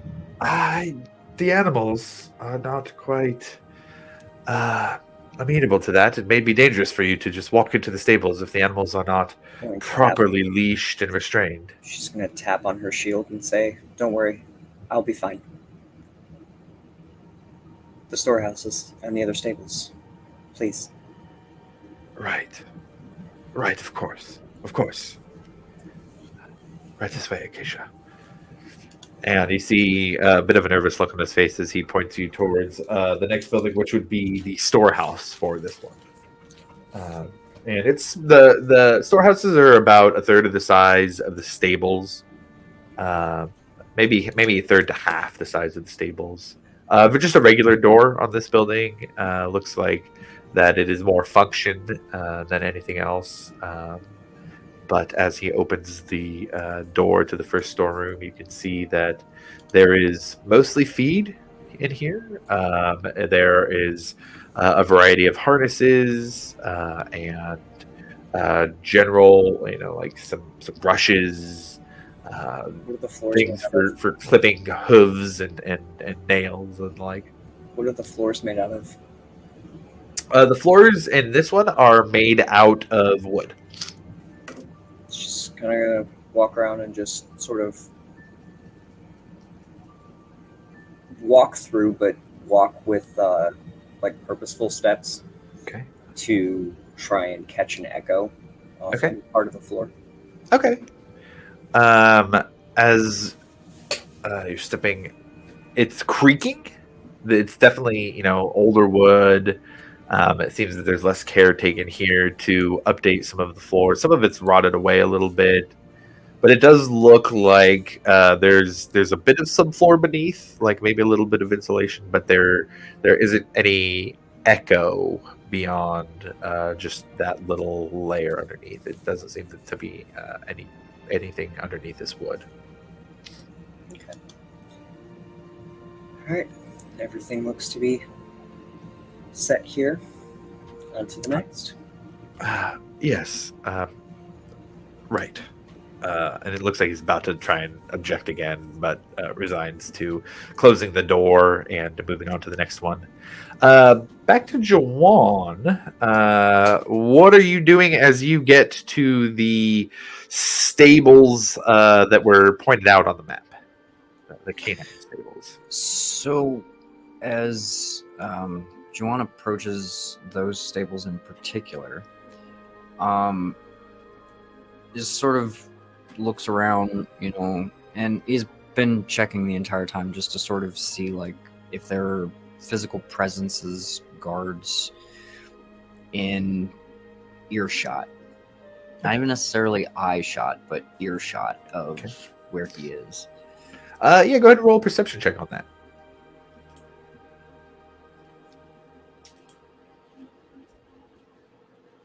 18. 18, okay.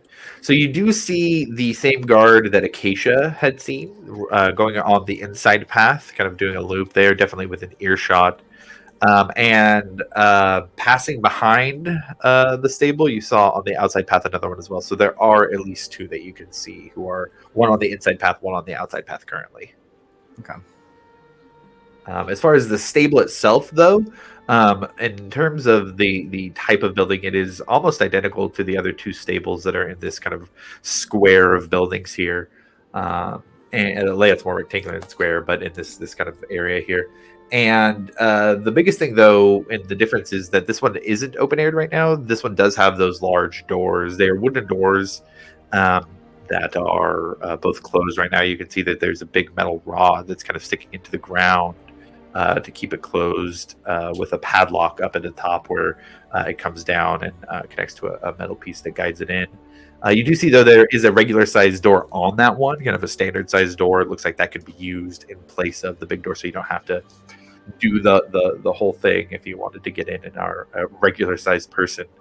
But other than that, there aren't a lot of open windows or anything. It looks like the windows have been shuttered. And you do hear a bit of panting coming from the other side, given that it's mostly wood structure. You can, with that perception roll as well, you can hear on the other side a bit of panting and the clicking of nails on stone as well.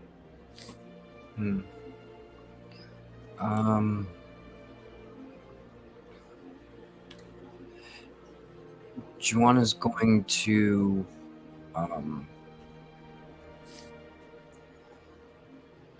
sort of like hearing the panting, sort of like pop the side of the stable to like make like sort of a loud sudden noise just to see if he hears like what the response is from inside, whether it's a growl or a gasp. Okay, and you're doing this on the side of the building, the stable? Yeah, not like on a door or something like that, but sort of like towards like one of the sides. Okay. You do so. And you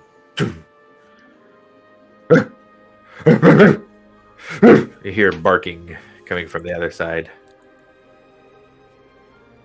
You can feel something kind of jump against the wall there, almost like a dog getting up against a fence, trying to get at whatever's on the other side.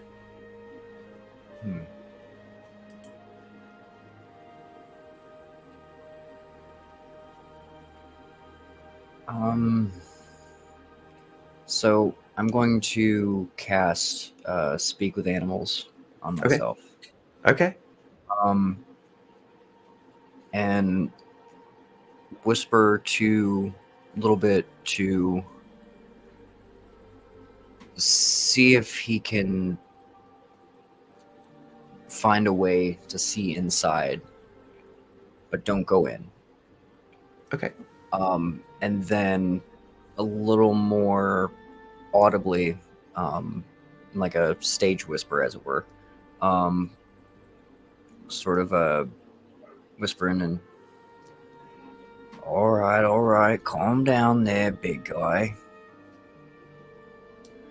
Who you got in there with you?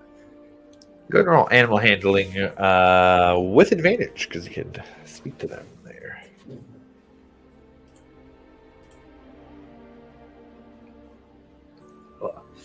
It's always the worst when the die goes from a 20 to an 8, Ugh. but a 20 overall. Oh, wow. Still pretty dang good. I was hoping it'd stay on the 20 and that we could get 20 plus things, but we'll just take the 20 with the modifiers. Just take the dirty 20 there. Yeah. With that, you hear kind of a stopping the aggressive barking, but a bit of an unsure growl back. You got hairless folks in there with you? The ones who feed us? The ones that feed you stay in there with you? I don't know. Are you asking about the ones who feed us? No, I'm asking about the ones that might come and stay for a while. The ones they take under? Yeah. They go under through here? Under the wolf pens. Sometimes the ones who feed us take them down there when they're not moving. Is there anyone down there now?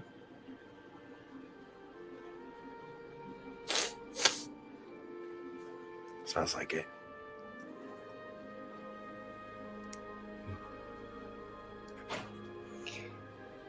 Be a good boy. Make sure you get a little extra something tonight.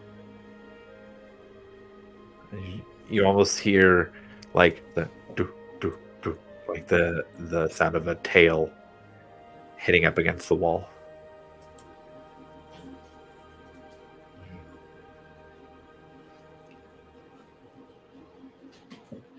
So, people that come by to feed you, how often do they bring folks down there?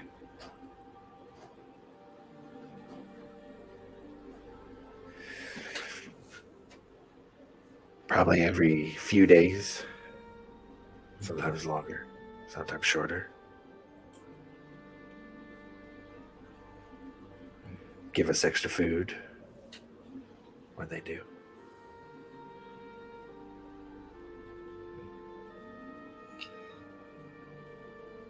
If I brought some food back, something special, you let some of us buy? You hear the tail toot, toot, toot, toot, toot. All right, now. Something special. And we'll be back. And Juwan sort of whistles for a little bit. And as soon as a little bit returns, Juwan will make his way back inside and try to meet up with Acacia. Okay. And let him know he is found out. What are you doing with the spider currently? So I don't think Winnie or Spider would understand the exchange. I wouldn't No, guess. that wouldn't be anything that wouldn't be anything. Well, I would say no, because it would speak with animals, so there wouldn't be anything caught from that. Yeah, I mean, she might. I don't know if she saw Jawan there, but she would try. Well, Jawan's invisible too. Yeah, so it's kind of. She would try to send Spider in a crack in the wall, or under a board or something, and try to like crawl up the wall and have a look in the building and see what's in the building. Go ahead and roll a stealth check for the spider. Stealth check for the spider. Oh, sorry, not stealth check. Perception check. Perception check for the spider. And the spiders, is that just wisdom? Yes, just add that wisdom modifier. Okay, that would be a 0. 11. 11, okay. So the spider, after getting to a crack, kind of drops a little bit of web and hangs there a little bit, spinning while you can take a look and see all the different things around. And it does look like the spider can see 4 different types of canines here. There are just a couple of standard mastiffs in the corner.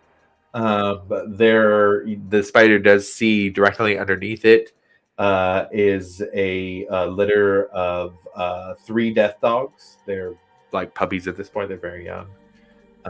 There is kind of across from the mastiffs are 2 medium-sized dogs that look like they have pointed ears. They seem to have a different type of holding pen. It seems to be you see like a little bit of on the corners. There's some kind of item that looks like it has some kind of magical glow to it, and that is in each of the 4 corners of that pen.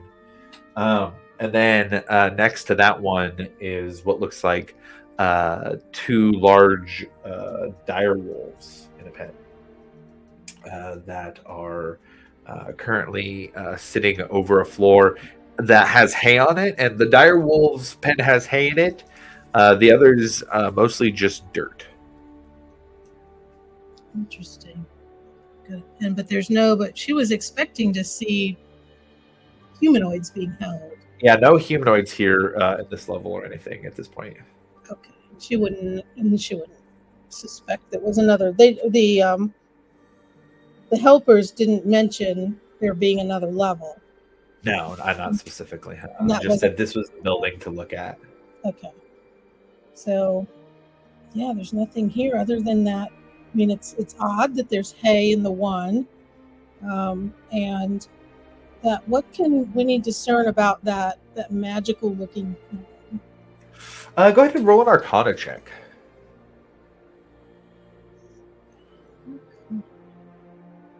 9. 9, hard to tell. Yeah, it might be some kind of. Obviously, it's a stable, so it might be some kind of. Or rather, the animal itself might have some kind of magical property that they're trying to dampen. But besides that, it'd be hard to tell specifically.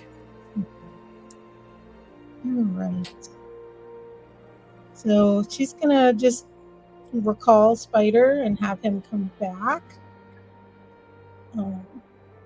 And I guess she's gonna have him post back up on top of the wall and try to look out for her friends from there as best she can. Okay. So it makes its way back up over to the wall, which is pretty close to you. So it takes a couple of minutes. That's like a quarter of a mile for a spider. Okay, But just she's going to have Spider sort of looking from there, and she's just, unless she hears or sees anything of concern, she's going to wait for her friends to rendezvous with her. Okay, got it. Okay. Acacia, back at the second stable, the attendant, Bradwin, takes you to this one. And this one has the doors closed, and you can hear large footfalls behind it, although there is no indication from Bradwin about what is behind. There is a similar door set up here to where the doors are on, as opposed to that first stable that you went into. But there is a humanoid-sized door here that you can open to go into without having to open the large doors. And Bradwin kind of points over. We have some of our rarer feline species in here. You're welcome to take a look if you would like.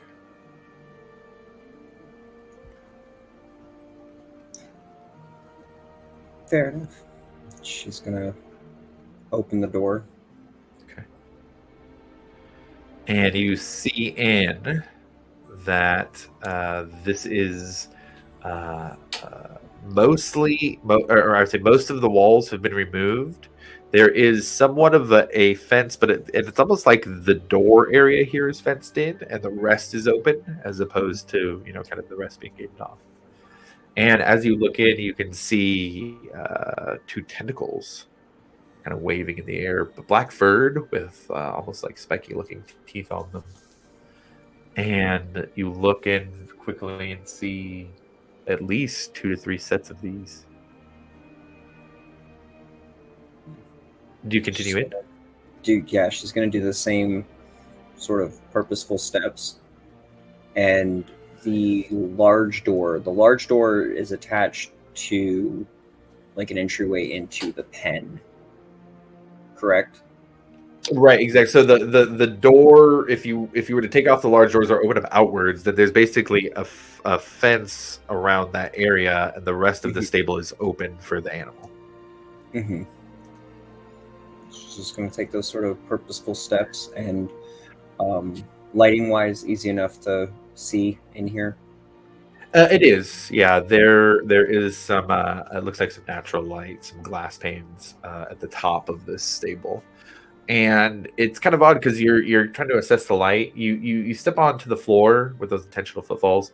Stone though, stone here, and seems to be that it's stone right in this entry area, and mostly dirt on the other side. It looks like as you step in, there are some rocks that are scattered about as terrain for these animals to feel more natural.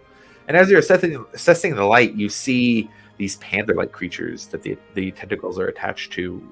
Odd though, they're bigger than that, and they have 6 legs instead of 4. It's hard to get a good visual on them. They seem to have some kind of visual illusion that makes it hard to really get a good eye on where they're at specifically. I want to kind of look past them towards the hinge on that door, the larger door, Okay. Similar to the one that was busted out on the other one. It's a little smaller. Yeah, it's similar. It's like similar design, but smaller in size. It doesn't look quite as strong. Which makes it odd. You know, these displacer beasts. You look at them; they're big beasts, and it looks odd, or not odd, but it is. You know, if this is the size for something this big, then those other ones must have been for something very strong. Yeah, very big.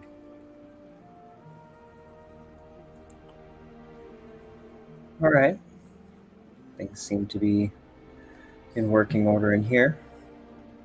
To the next storehouse. As you turn around to say that, before you see Bradwin in the door, you almost see him considering for a moment. Even with your passive insight, you can tell he's kind of nervously considering. On to the next one, please. Takes a look at the displacer beasts. Back to you. Right. Yes, on to the next one. If you're intending to leave me in here with them, I would highly advise against it. Oh, of course not. I would not think of doing anything like that to a member of Denolios, who is simply here to help. Do I get a vibe of like what it was he was like eyeing there? Oh yeah, you can roll an insight check. 14. I would say you absolutely get the vibe that they were considering closing the store and leaving you in here. Exactly what you were thinking, and that the assurance afterward was complete bullshit. Mm-hmm. She's gonna, as she goes to walk by, sort of tap him on the shoulder and very purposefully be like that sort of tap of like, I know you bullshitting me. Like, okay, buddy. It's a nervous look. It's like, I'm gonna let it go, but I know what you're doing. Nervous look on his face, and you see him kind of look around at the inner pathway here on this square. Right. On to the next storeroom, of course. And starts leading to the storeroom for this stable here. And as you kind of move down the line, this is the fourth building. You're starting to get closer now to that third stable that you know is the one that was highlighted.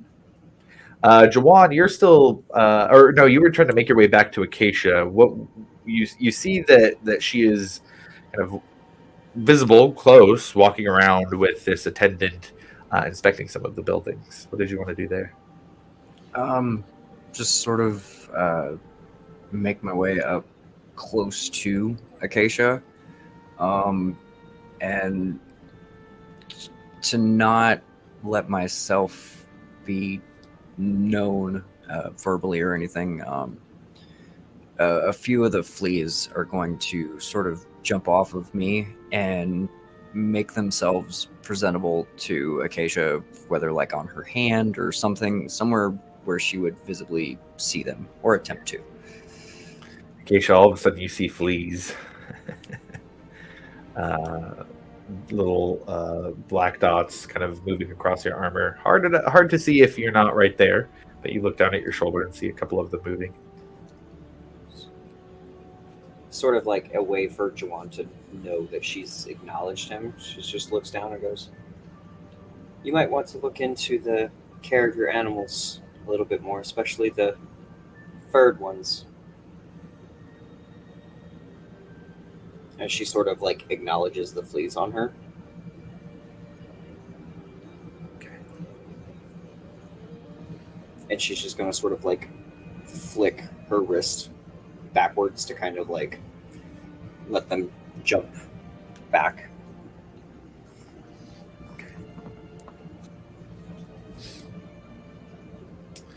Radwin kind of has a confused look on his face. Right, sure.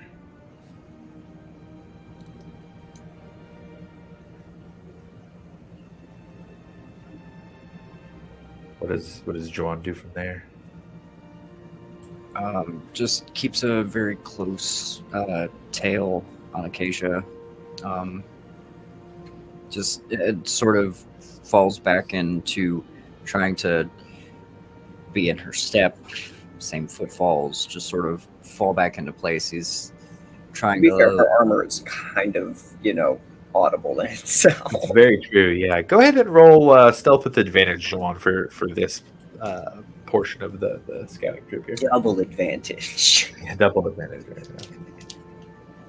Who's ready for 2 natty ones? Nope. 23. 23, very nice. You very definitely Ministry of Silly Walk, but it is effective as Acacia's armor kind of has that clanging as she walks through the inner path here. What do you see that through the spider's eyes, now that you've adjusted a little bit? You see that Acacia is fast approaching, with the spider on the wall, Acacia is fast approaching the final storehouse and then the stable or another storehouse and then the stable, excuse me, and is getting close to the one that had just been scouted out.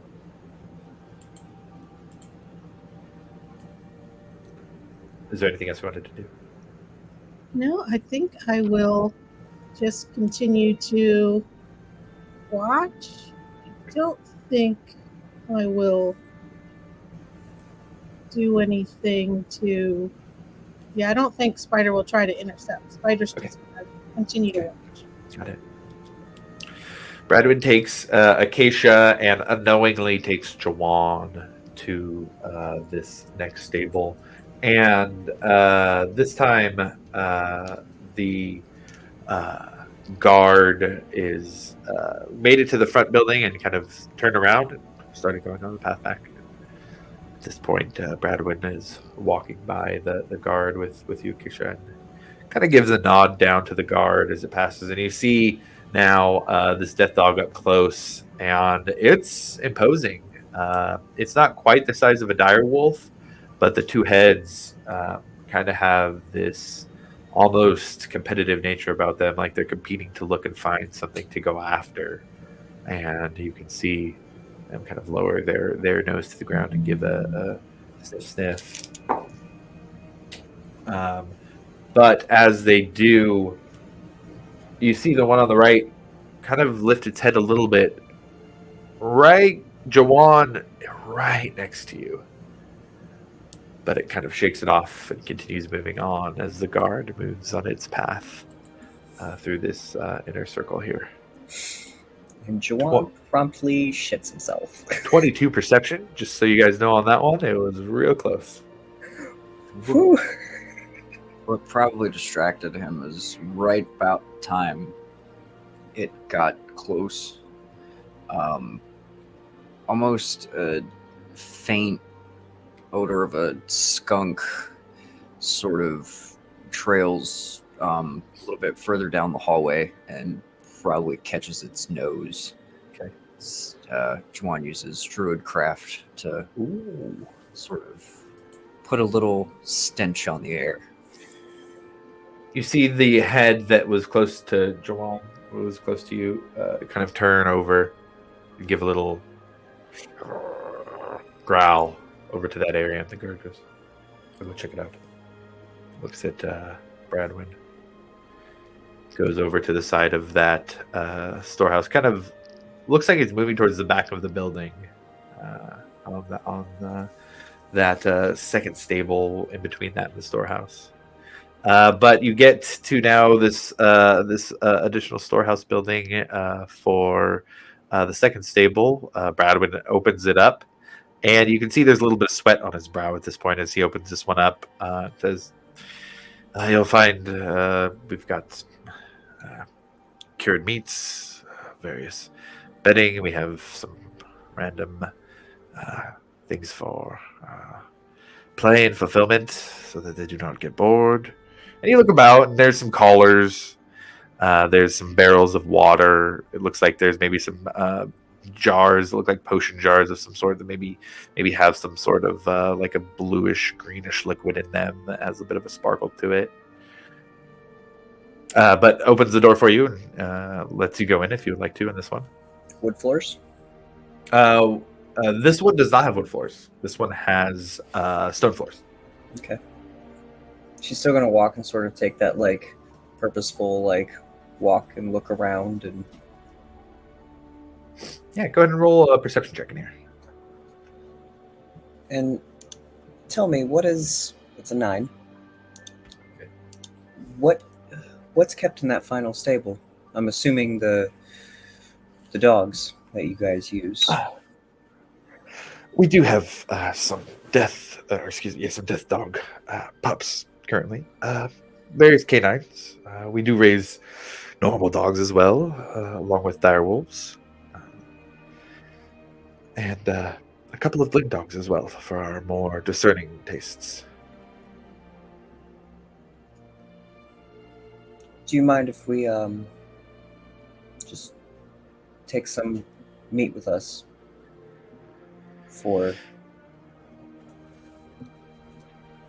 to keep them more at bay? Maybe it's distraction while I investigate. Look, this is all rather unusual in the first place. I wasn't asking permission. Go ahead and roll an intimidation check with advantage.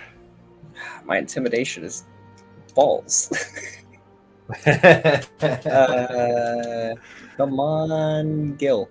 13? 13? Okay, that's enough. A bit of cured meat would be fine, I'm sure. Thank you. She's going to grab some of the meat. Okay. And Bradwin waits for you to exit, and as you do, closes the door behind you.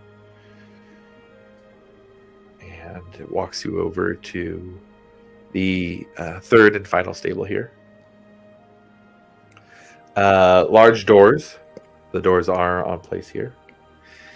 And walks up to the door and says, "If you would like, it is a bit more stabled than the displacer beasts. So you can walk a bit more freely if you would like." But this time opens the door and goes in first rather than letting you in on your own. You can wait outside like you've done with the others. Some of these animals are quite dangerous. It would be safer for both of us if I were in here as well.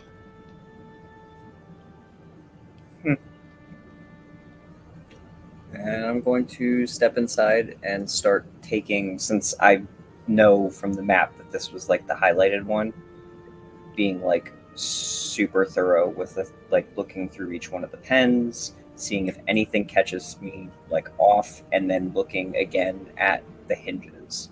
Okay. Jawad, what are you doing here since you were tailing? So definitely following Acacia inside. Okay. And if it is still within 10 minutes of having cast it,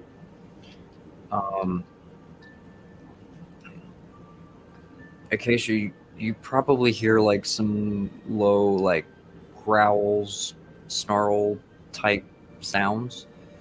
And Juan's going to communicate with the dog that's inside and just say, "This happened a little quicker than expected. Nothing special. Don't bite us, though, please. Don't want to hurt you." Go ahead and roll an animal handling check on that.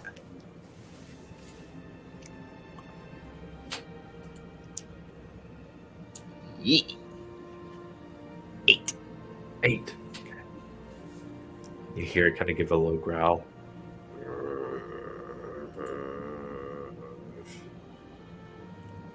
Bradwin turns to look at the growl. Odd. Probably interested in what I carry.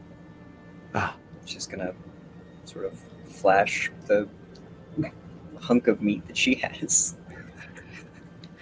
Okay. The dog kind of goes from that growling attack position to kind of up.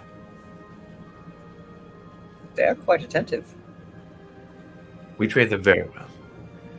From the moment they're born, we begin their regiment. Do I catch anything off about the layout in this room? Yeah, go ahead and roll. I'll give you perception or investigation to pick up the odd things you had been talking about looking for. 13. 13, okay. In particular, you do notice that the direwolf pen has hay, where the others have some dirt or stone, depending on if it has been kind of brushed away or not. So you do notice that it is a bit that is different overall. The hinges here, they seem to have the same design, but are smaller even than the Displacer Beast. On the Mastiffs, the Blink Dogs, and the Death Dogs. But you get to the Dire Wolves, and the Dire Wolf hinges are as large as the Dire Boar Pen's hinges. And given the size of a Dire Boar compared to a Dire Wolf, that is certainly odd. I'm going to try and coax the dire wolves towards like the front end of their pen to try to get them to move where that hay is. Okay. Go ahead and roll animal handling with advantage because you're bribing them with meat. 19. 19, okay. The dire wolves kind of give that big, long puppy stretch. Kind of bend down a little and start to move over. And you were trying to get them to you, away from the hay, or what was the goal there? Towards me, and then if they're coming further away from the hay, I'm going to get them towards me, and then I'm going to toss a chunk of the meat at the hay. Okay. Go ahead and just roll a general dex check for tossing that meat over there. That's a 5. 5. Okay, got it. So you throw the meat, and it hits kind of in the near area, and they kind of run over and they move some of the hay, jumping to pounce to get it. And you don't see, anything extremely incriminating, but you do notice that it is wood floors again underneath the hay here, which is very odd given the other ones have stone. And there has not been any of these buildings that had that kind of inconsistency in its flooring. They're beautiful creatures. Beautiful and ferocious. Only the most sure, the most confident can be an alpha to a direwolf, and be able to give it commands. I have a good friend of mine who's quite skilled with animals. Might be interested. Well, I think I've seen what I need to see. We can get on to the paperwork. And you see a look of relief over his face. Yes, right this way. And as she walks out, she's going to toss the last bit of meat to the death dog that had kind of sat up. Okay. Just jumps up. The two heads kind of fight over it a bit. And Bradwin leads you out of the third stable. Jawad, what are you doing when that happens? Trying to very quickly keep up with Acacia. The one thing that Juwan is trying to listen out for is as Acacia moves across the floor, if he's catching the sounds of anywhere where the ground sounds hollow. Okay. I would say go ahead and roll a perception check here.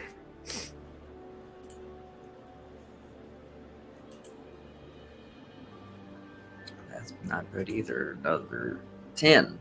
10. While you're walking, you don't hear anything. But when the direwolf pounced on the meat that Acacia threw, you heard a little bit of a boom, like a hollow thump. Just take note of where that was, like, in the space. And just try to keep a very close, quick tail on Acacia, because I'm not trying to get closed in anywhere. Got it. You're able to sneak out just at the last moment as the door closes. And Bradwin turns and locks this door. And says, if we'd like to go back to the main house, we simply need a signature. I'll grab some wax for the seal, and we can go about our days and be done with this mess. Does Juwan see where he puts the keys? Like on his person? Yes. There is a large pocket that he has. It is on. It's just kind of like the right front pocket. Okay.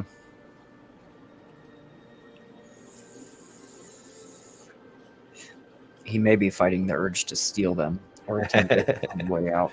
Okay, got it. But I'm just thinking. Okay. Winnie, through the spider's eyes, sees Acacia walking with the attendant back to the main house. Anything else that Winnie wants to do at this point, or just kind of wait for the recon to be done? She's gonna wait and we'll regroup from there. Okay, got it. I will say at this point, Winnie does feel a tap on her shoulder. Tap, tap, tap, tap, tap. All right, she'll come out of Owl and what's up? Hey, they're on the other side of the wall, but I think I hear one of those guards and dogs coming this way.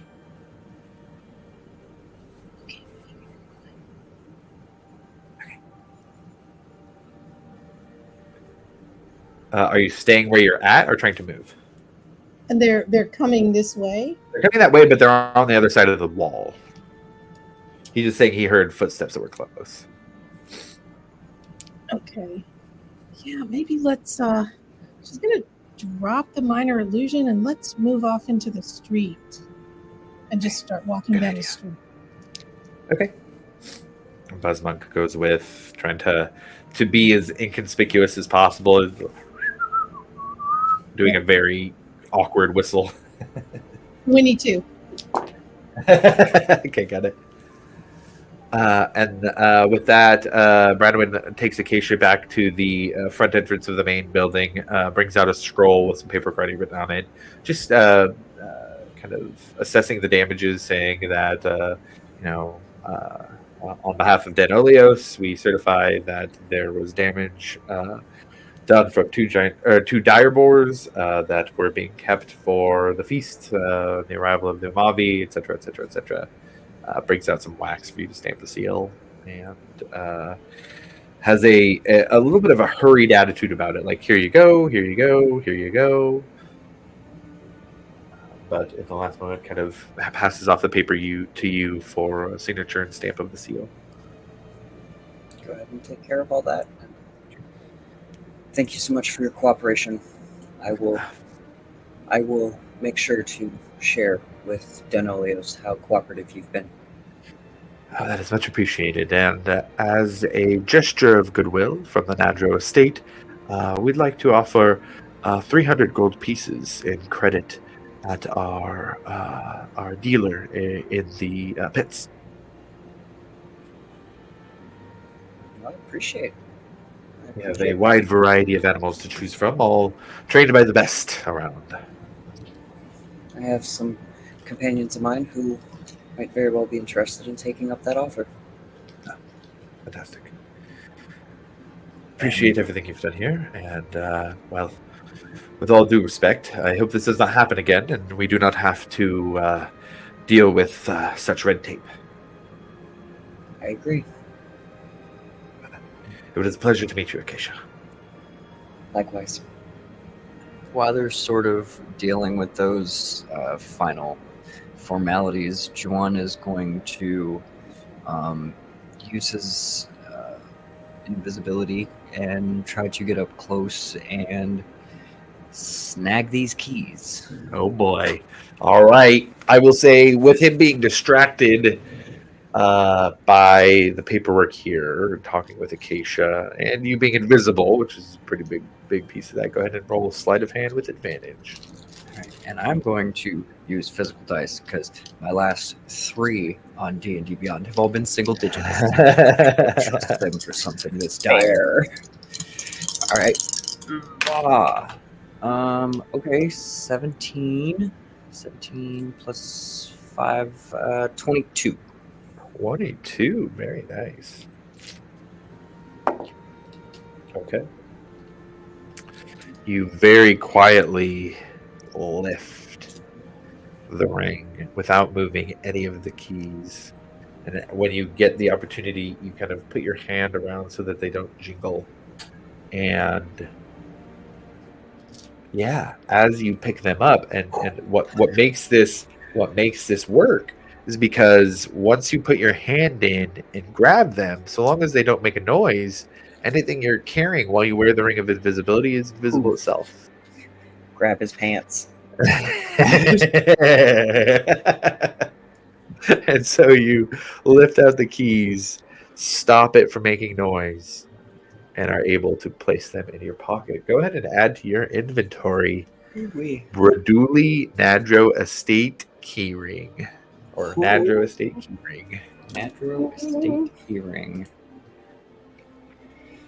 Hooey. And we are going to dip, and Acacia's going to continue this like air of like, I am in charge, I have authority. Inside her head, she's just like, you are powerful. I see pride. I see power. I see a bad.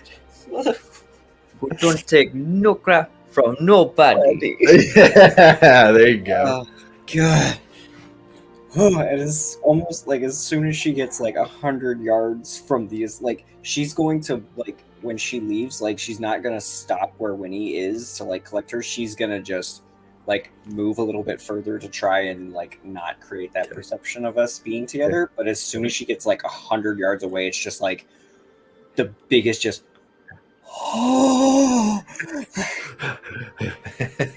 Probably a simultaneous sigh of relief. And Winnie and Buzzmug come running up as the two of you are exhaling the stress of the situation. Well, yeah, let's go somewhere and talk. And Winnie will, of course, bamf Owl back into his little pocket dimension. Bring Liz, and let's go find somewhere to talk. Yeah. Tough task. Tough task. Oh, I can't believe that worked. Oh my god, I can't believe that worked. So we didn't find and when he's trying to talk like in code, but the cup was empty. No, that cup was so full. Oh, the cup was so full. It was. Oh my gosh. Tough task. Is kind of like one of those cups that doesn't really like look full. It's got the liquid on like the inside. You can kind of see through it. You turn it and sort of wiggles. I mean, the liquid's there. It's definitely there. Right It just now, doesn't then? look like it. Yeah. Oh yeah. And I might have access to the bar. You guys, as Juwan sort of What? like jingles his pocket, you guys hear like keys jingle. Oh my goodness. Well, maybe we should report back to the helpers. Yes. You guys, you go talk to the helpers. I'm gonna go to the Aurora Hold and turn over those papers, and we'll meet back at Tough Tusk and go over everything. Okay, I'll get your symbol back for you. If Yes, I could throw something in the hat real quick, I mean, we did kind of make it out of the Tough Tusk pretty unscathed. I mean, I don't know how many people go in and perform a fight like you and I did, but the fact that we made it in and out of there without a single person coming up and trying to get us back in the pits, trying to bet money on us, get us somewhere where they could get a picture drawn with us. Maybe we just meet up back in the hideout with that other crew. I mean, if nothing else, they share what we know. They might share a little bit more what they know. Yeah. I don't think they told us everything, and that might give us a spot to lay a little lower. Yeah, that's... Whew, adrenaline's wearing off. Yeah, that's probably safer. I'm gonna go turn over this paperwork, let them know what I found, not the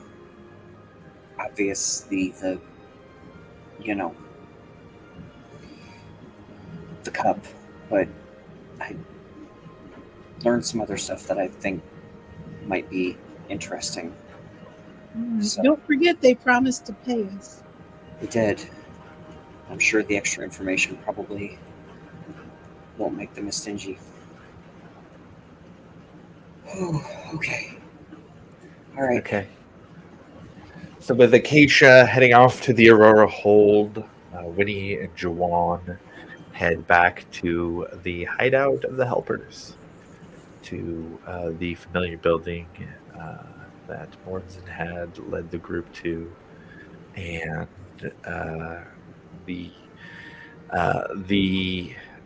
it's getting to be a little bit darker now at this point. I will say we're starting to get to be in the evening area. The sun is starting to set over Sarius, creating kind of a purple and red hue over the view that you can see here up in the North Roads. You get a view out over the rest of Asarius and into the wastes of Jorhas a bit. It's a very spectacular view. You go knock on the door. You see, after a few moments, and open up with a creak. The face of one of the goblins peeking out. Oh, you guys again. Yeah, come on in. And lets you in, and you see here in this main area, writing some papers with glasses on, the familiar face of Mortensen. Well, it was eventful. We are going to have to make a slight update to the map. Well, sounds like good news, I hope.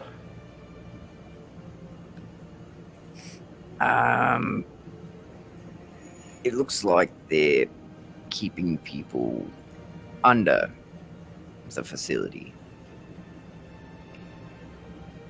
Thankfully, we've got these. And Juwan tosses the keys up on the table they were working.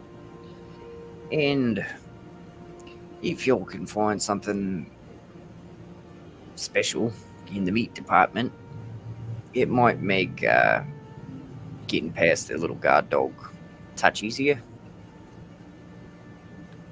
And you see just a look of just surprise and being impressed a bit.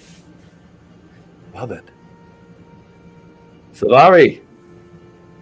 And you see Silvari come back out. He points to the keys. How's that for quick work? She kind of gets a little sigh. Well then. Seems like it might be time to make a plan. I'll agree. And maybe share any other information you might have now that we've kept up our end of the bargain. Perhaps that is for the best.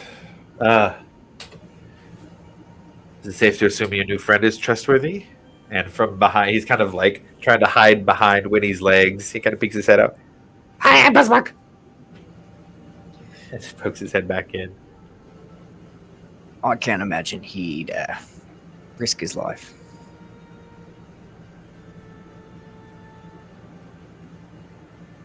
You can keep a secret, can't you, Buzzmonk? Yeah, of course. I can definitely keep a secret. Good at that. And he has kind of a look on his face is like, I'm sorry, what did we just get into?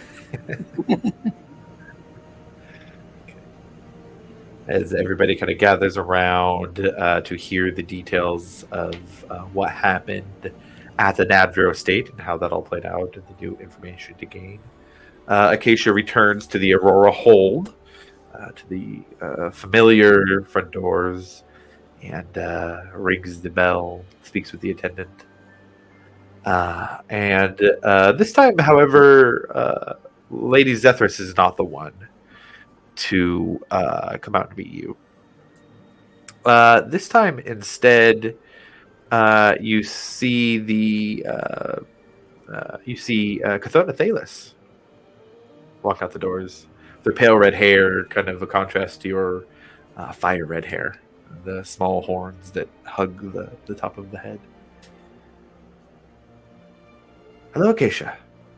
I apologize that Lady Zethris could not come speak to you herself, but being a leader is often quite busy. It's understandable. I'm happy that she sent you, at least in her stead. I'm glad to hear it. What can I do for you this evening? We've returned with the papers from the Nadro estate, as well as a little bit of insight. I don't think the boars broke themselves out. Interesting. Just one of the hinges seems to have been modified. I'll level with you a bit. Lady Zethris informed me that I should make myself familiar with the situation, given that Verlas had not passed on any information. And I will admit, it seems a rather simple situation at first glance, but there was a bit of concern from Lady Zethris, and if you have more information here that says we might need to raise that level of concern, well, I'm sure it would go to help build that trust that we were talking about earlier today. Fortunately, that's the only information I have, is knowing that those hinges were displaced. Although I noticed the only other creatures that had the similar size hinges were some direwolves. The other beasts that they had all had much smaller hinges, which I guess struck me as a little odd, given the larger panther-like creatures that they had, which, although slightly smaller than the dire boars. I still would have, I guess, in my mind, just being not entirely familiar with them, it would seem that they would want something more secure. What does your gut tell you, Acacia? What are we dealing with here?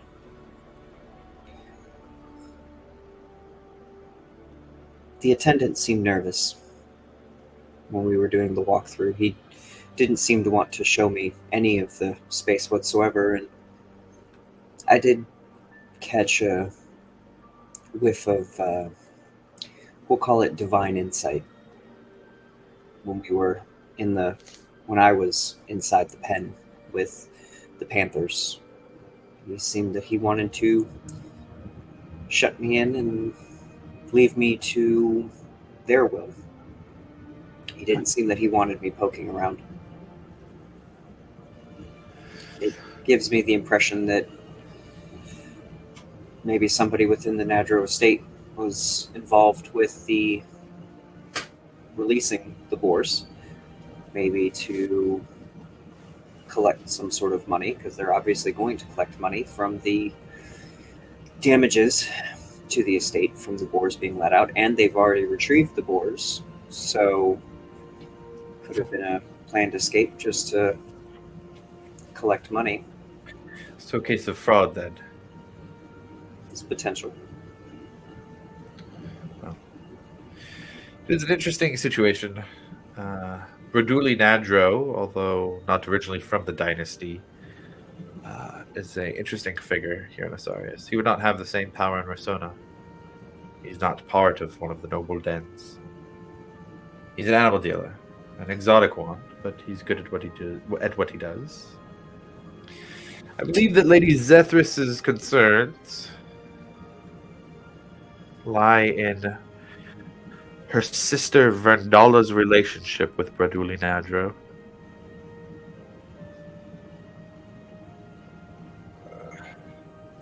Typically, her sisters, and Verndala specifically, see more to the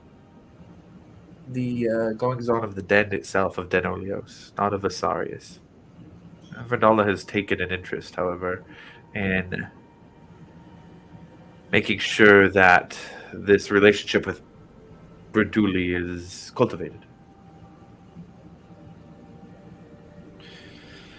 It would seem that if someone who worked at the Nadro Estates was willing to at least entertain the idea of locking a representative of Denolios up with the beasts they keep there, well, then there might be something quite important. He seemed to be quite suspicious of me poking around. I seem to think he may know that I carry suspicion of fraud. The pen had to have been, the hinge itself had to have been affected from inside. And my assumption would be that the only people who would have keys to those pens would be members of the house. So whoever got inside to affect that hinge had to have been a member of the house. An interesting situation. Well, for now, I believe this was promised to you, and passes over a pouch with 125 gold. 25 gold per person for taking care of that.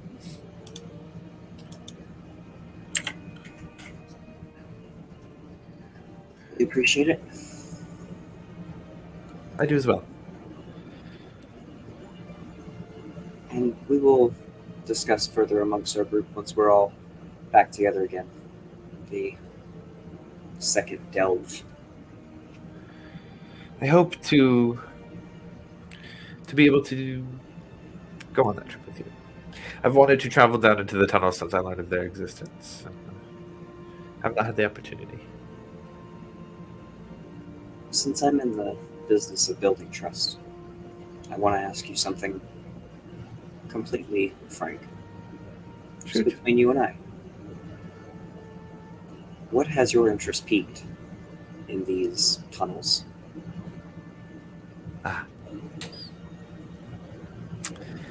Bit of trust, you say?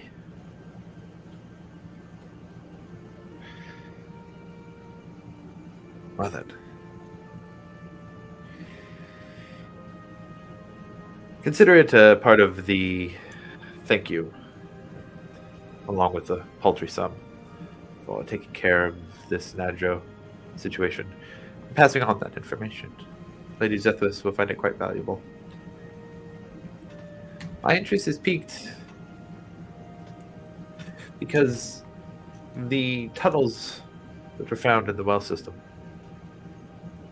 offer history and insight to the origins of the dynasty, the origins of almost sacred artifacts. There is old things down there, things that may help us see where we came from, why things are the way they are.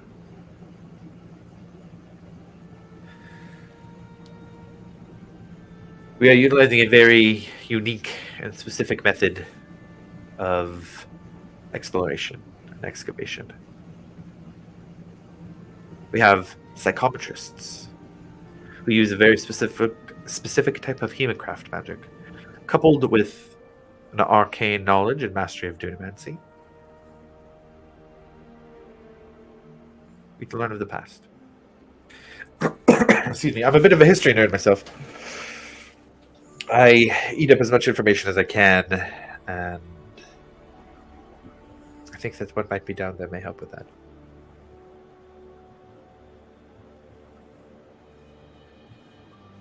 Well, in the effort of building trust, I will be honest with you here.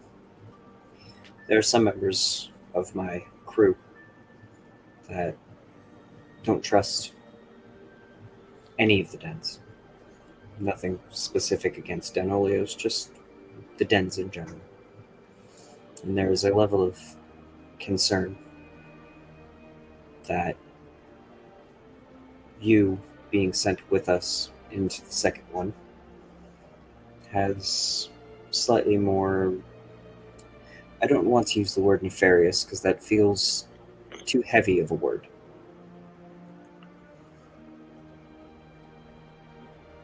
I don't feel, well, I can't say I, because I'm kind of the one speaking plainly here. There are some members of my group that are concerned that there's another layer to your specific involvement in this. And that is why the conversation has taken as long as it has to come to a decisive end.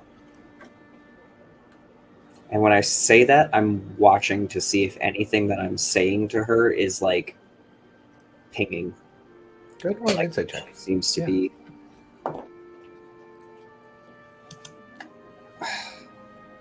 $13. I'm about to start rolling physical dice. D&D Beyond throwing me under the bus. What was it? 13. 13, okay. Excuse me. You're right. And that intentions is something often hidden.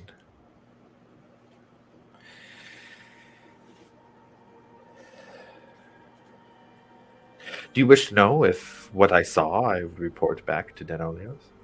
To Lady Zethris herself? If that is the question you're asking, then yes. What we did down in those tunnels and what we discovered, I would share with Lady Zethris. As a holy person, this would be the first time I've ever taken a confessional. Confession. No, that would sound quite different, I think. Acacia, I think it's starting to become clear that you and your friends have stumbled into something that may have far-reaching implications in the Kryn dynasty.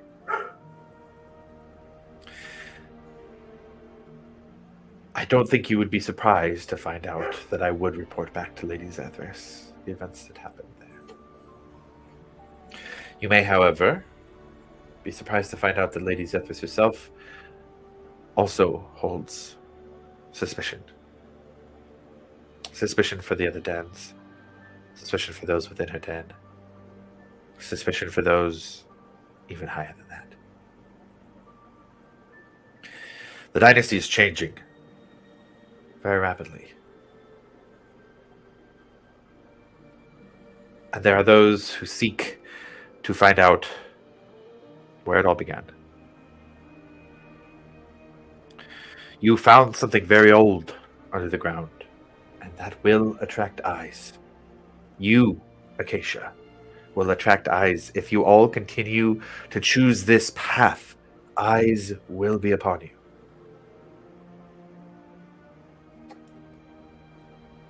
But if you decide not to, then you can walk away. You will not have the scrutiny of Den Olios or any den. Certainly not of the dynasty. You can go about whatever it is that you decide to do, and we will be grateful for what you have provided for us. Leads and information. Things that we can take down into these other locations and confirm and learn about our own history. One final question before I need to return.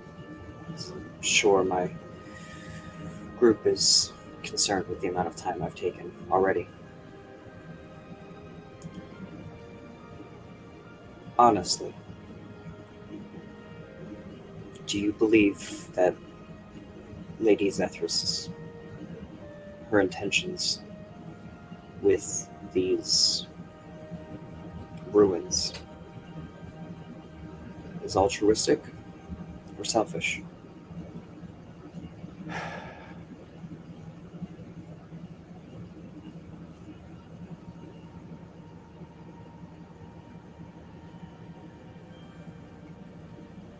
I believe that Lady Zethris may have both altruistic and selfish intentions. Those lines are hard to draw. But I will say that I trust Lady Zethris with all of my being. She is a good person.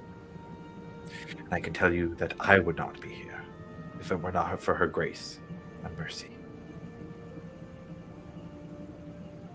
I owe her my loyalty, and I will make sure that she stays safe.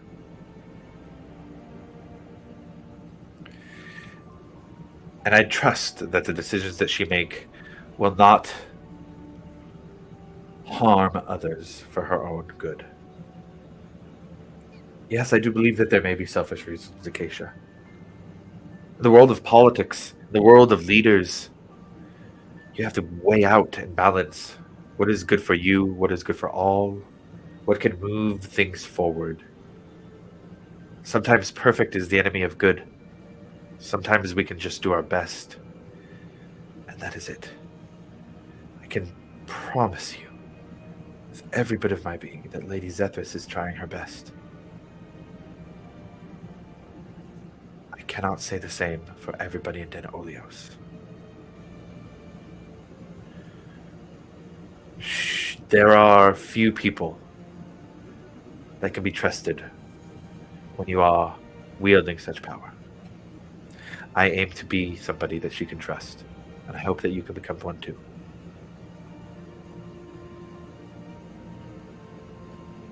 This conversation has been quite insightful, and I appreciate your brash honesty. Sometimes a frank conversation is what is needed. Honesty is important. And it is what builds trust more than anything else. Yes, I want to find out whatever it is down in those tunnels.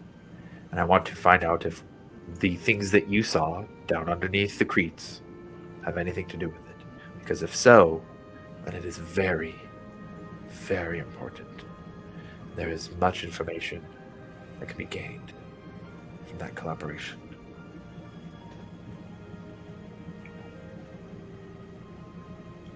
I will take the things that I have learned in this conversation. Maybe not all the gritty details, confession and all that.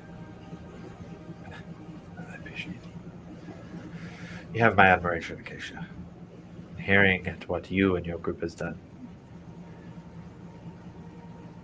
I can tell you're trying your best too. And that means a lot. I admire that greatly. My mentor taught me that the Everlight had something very special planned for me. Well, then she must be a great woman.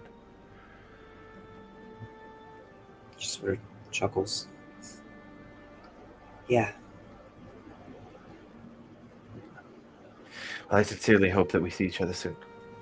But if not, then I wish you all the best, Acacia, worshipper of the Everlight. Thank you. You will see me again. She gives a real, very warm, comforting smile. Good. Sort of reaches her arm out to shake her hand. Shake her arm. She gives a hearty wrist clasp back at the standard handshake. We'll see you again. We'll see you again. Acacia's Head head back in. depart for the hideout. Okay. Easy enough to make your way back in, and as you go knock on the door, it's opened by the same goblin who opened the door for Winnie and Jawan and Buzzbunk. You see around a table, Jawan, Winnie, and Buzzbunk kind of, yeah, they did this and then they did that, kind of trying to very excitedly explain and be a part of everything that is happening and being planned out currently.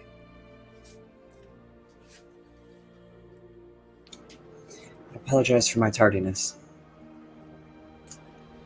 It's all right. Yeah, business to handle. Get How'd it everything go? squared away. I feel that the five of us have a heavy conversation ahead of us once this is handled. I mean, how heavy?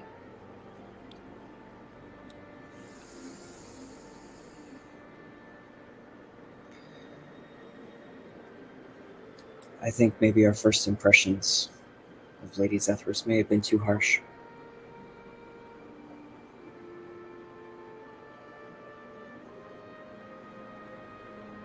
Yeah, I'm not ready to have that one just yet.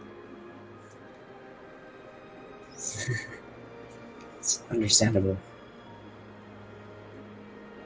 I can't explain it.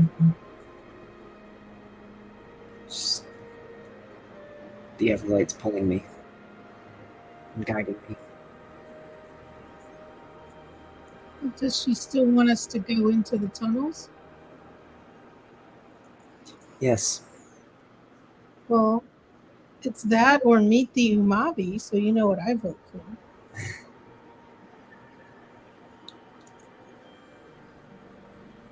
Trust her or not, the Umavi are coming.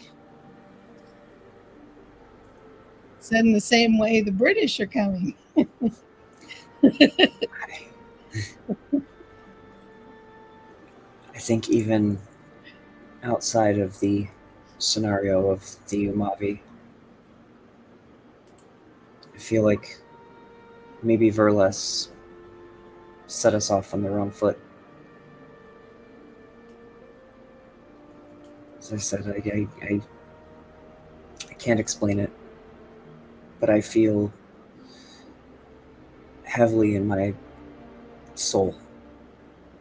The Everlight is guiding me. It led me to you all, and I feel like it's leading. She hasn't steered me wrong yet, and I know that may ruffle feathers.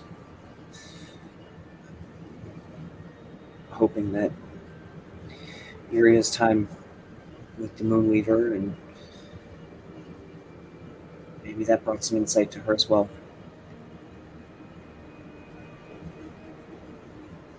This feels a lot bigger than any of us. And it feels to me like Lady Zethris has honorable intentions. She knows Not just that we have the bracers, but she knows that those bracers are more than just fine craftsmanship. And yet, Oh, I've she still knows- got them in my bag. Do you want them back? yeah, Here you go. she sort of takes the bracers and starts fixing them on, and like methodically.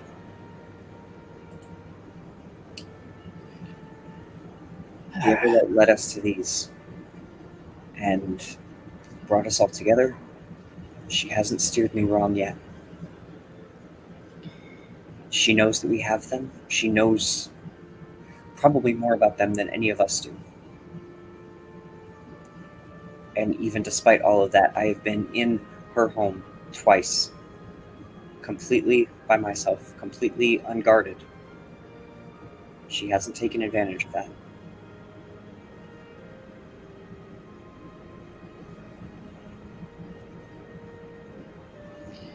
Well, I guess I might have to get used to being in the city a little bit longer. I was. Mornton pops up at this point. I think that you all have proved yourselves to our group. If you need a place to stay, the Helper's Hideout is welcome to you. We appreciate that. Does that make us the helpers? If you would like. Official party name. We are the Helpers.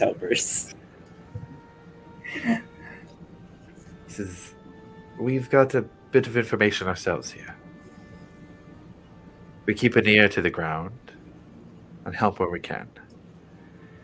In doing so, there are those who let us know some of the secrets of the city. I heard you mention the name Verlas. Yes. Verlas Oleos. He was the one who we originally had dealings with when we first came into the city.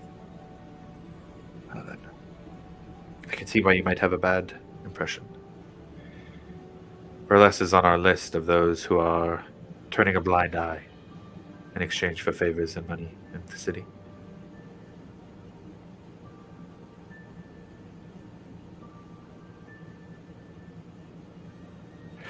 We've been doing what we can to tip the balance back. We will sometimes take from those who can easily deal with the loss and distribute to those who need it more.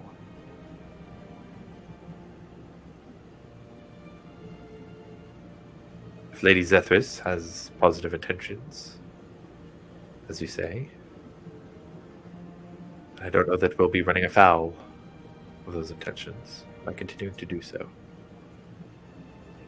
But And I guess my question is, do we handle this situation with this trade? Or do we put it in the hands of Lady Zethris and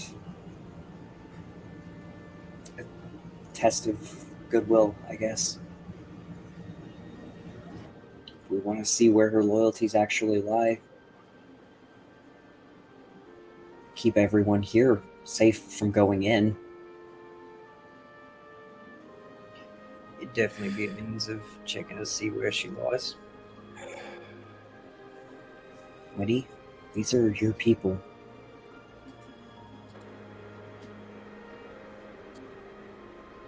Oh. I think she'll really put a stop to it. The conversation that I had, it seems like they are concerned. And it That's seems good. that while they didn't specifically state that they knew that the trade was going on, it seemed like they were aware that something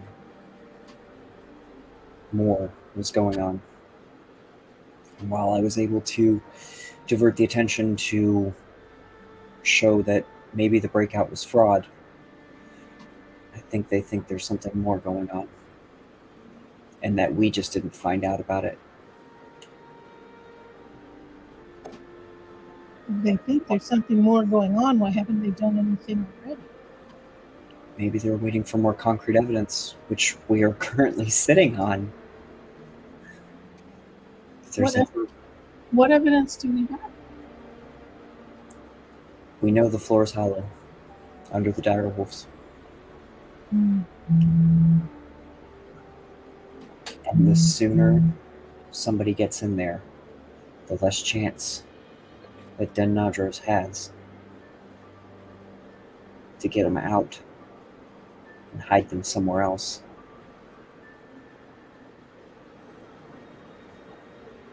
Did we know that they were under the floor? Did you hear people under the floor?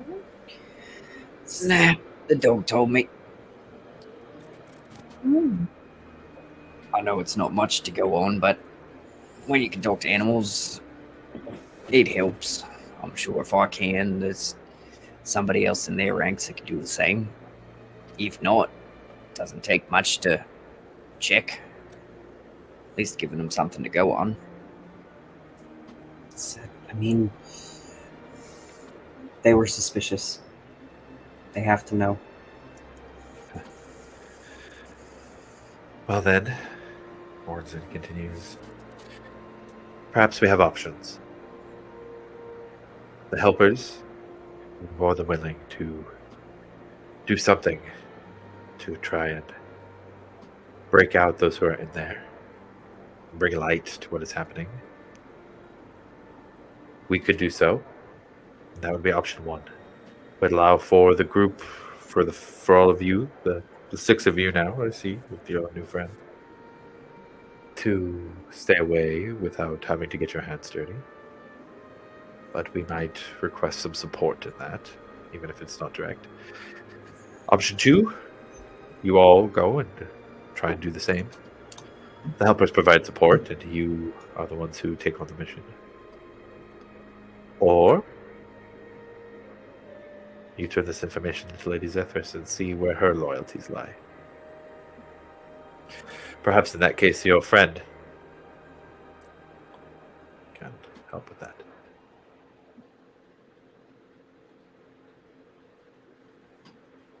Definitely think we have some ideas to think about. Well, then perhaps it's best to sleep on it for now. Ain't gonna tell me twice to go to sleep. We've got some bedrolls. And he looks to the 2 goblins. And, let's see here. He looks to the 2 goblins and says, Zagzag, Fifzy, go fetch the bedrolls. Water as well. And they run off to the back, come back, roll out bedrolls for everybody.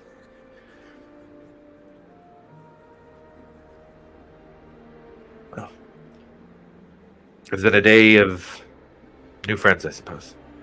You can see now that he's got some bandages wrapped across his torso, down on his leg as well. It seemed that the Luxon has guided us all together. Well, and he looks at Akisha. It would seem that the gods have guided us together this day. Whatever comes next, it will be exciting at the very least.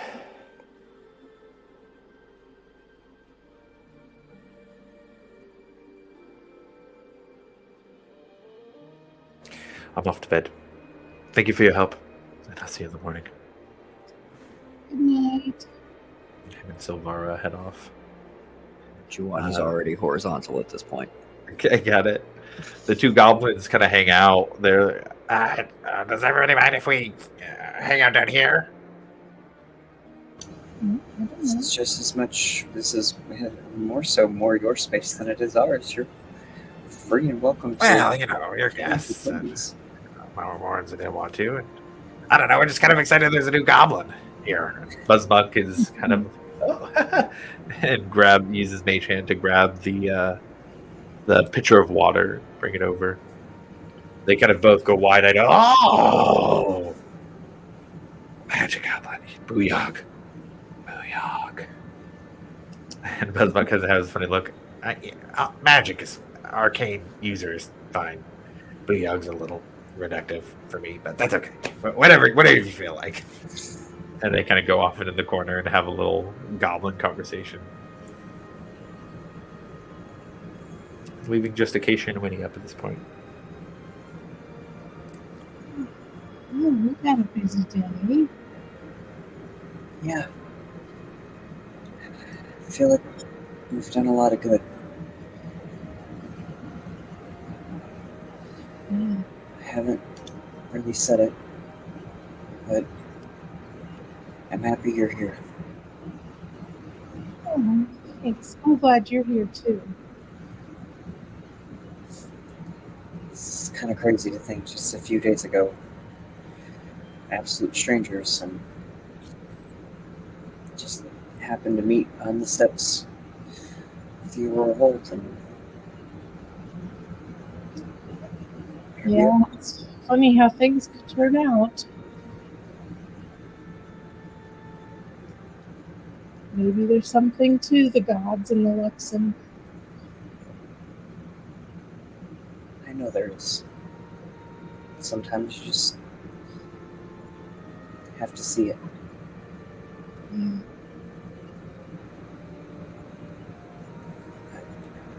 I'm not one for sermons. That's a little outside of my realm, I guess. I leave that for the people who are more in touch.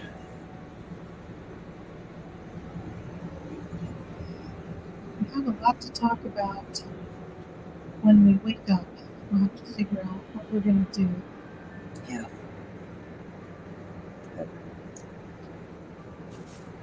Like you said, it doesn't really matter what happens from here out. Whatever it is, it's going to be exciting.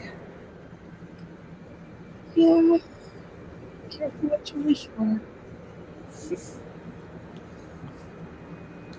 I know we'll be safe.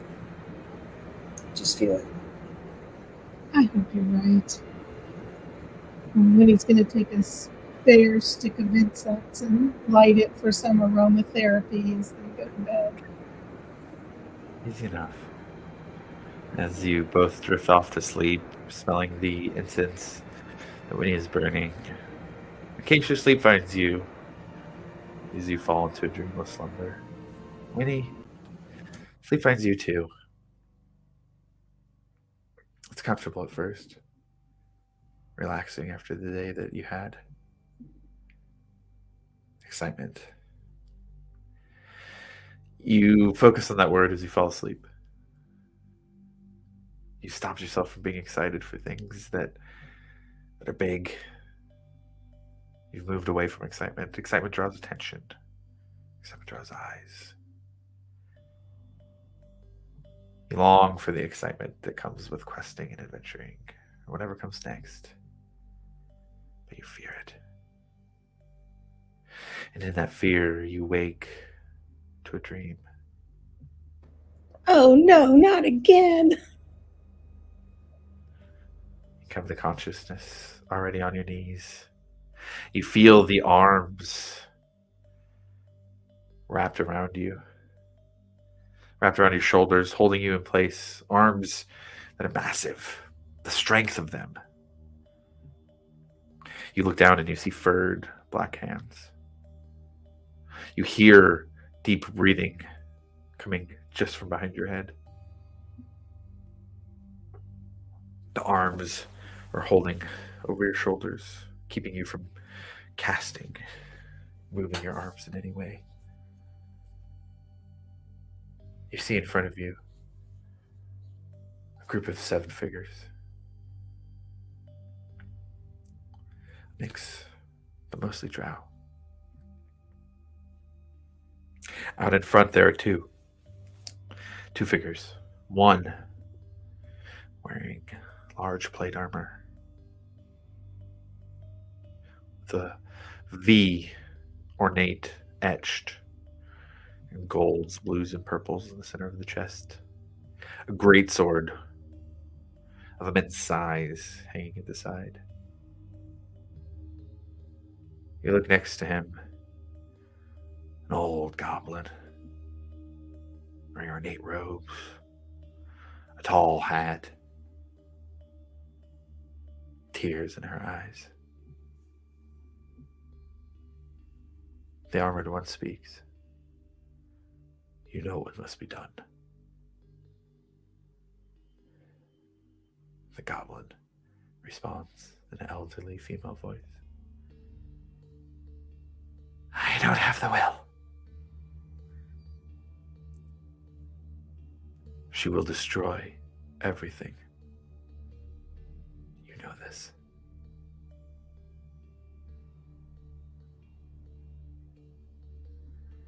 The old goblin woman turns and looks at you, directly in your eyes.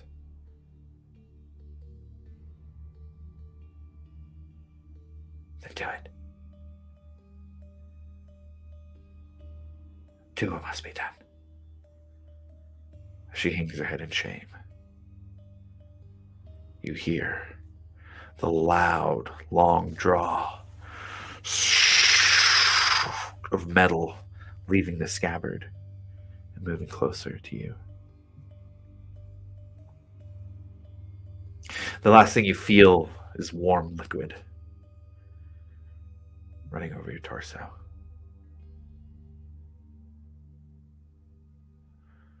The nightmare feels so real. It feels like it's a part of you.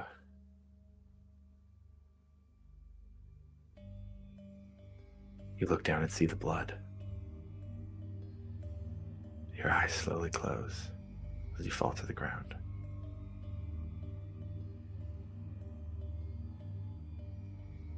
As the nightmare ends. And that's where we're going to end the session for the day.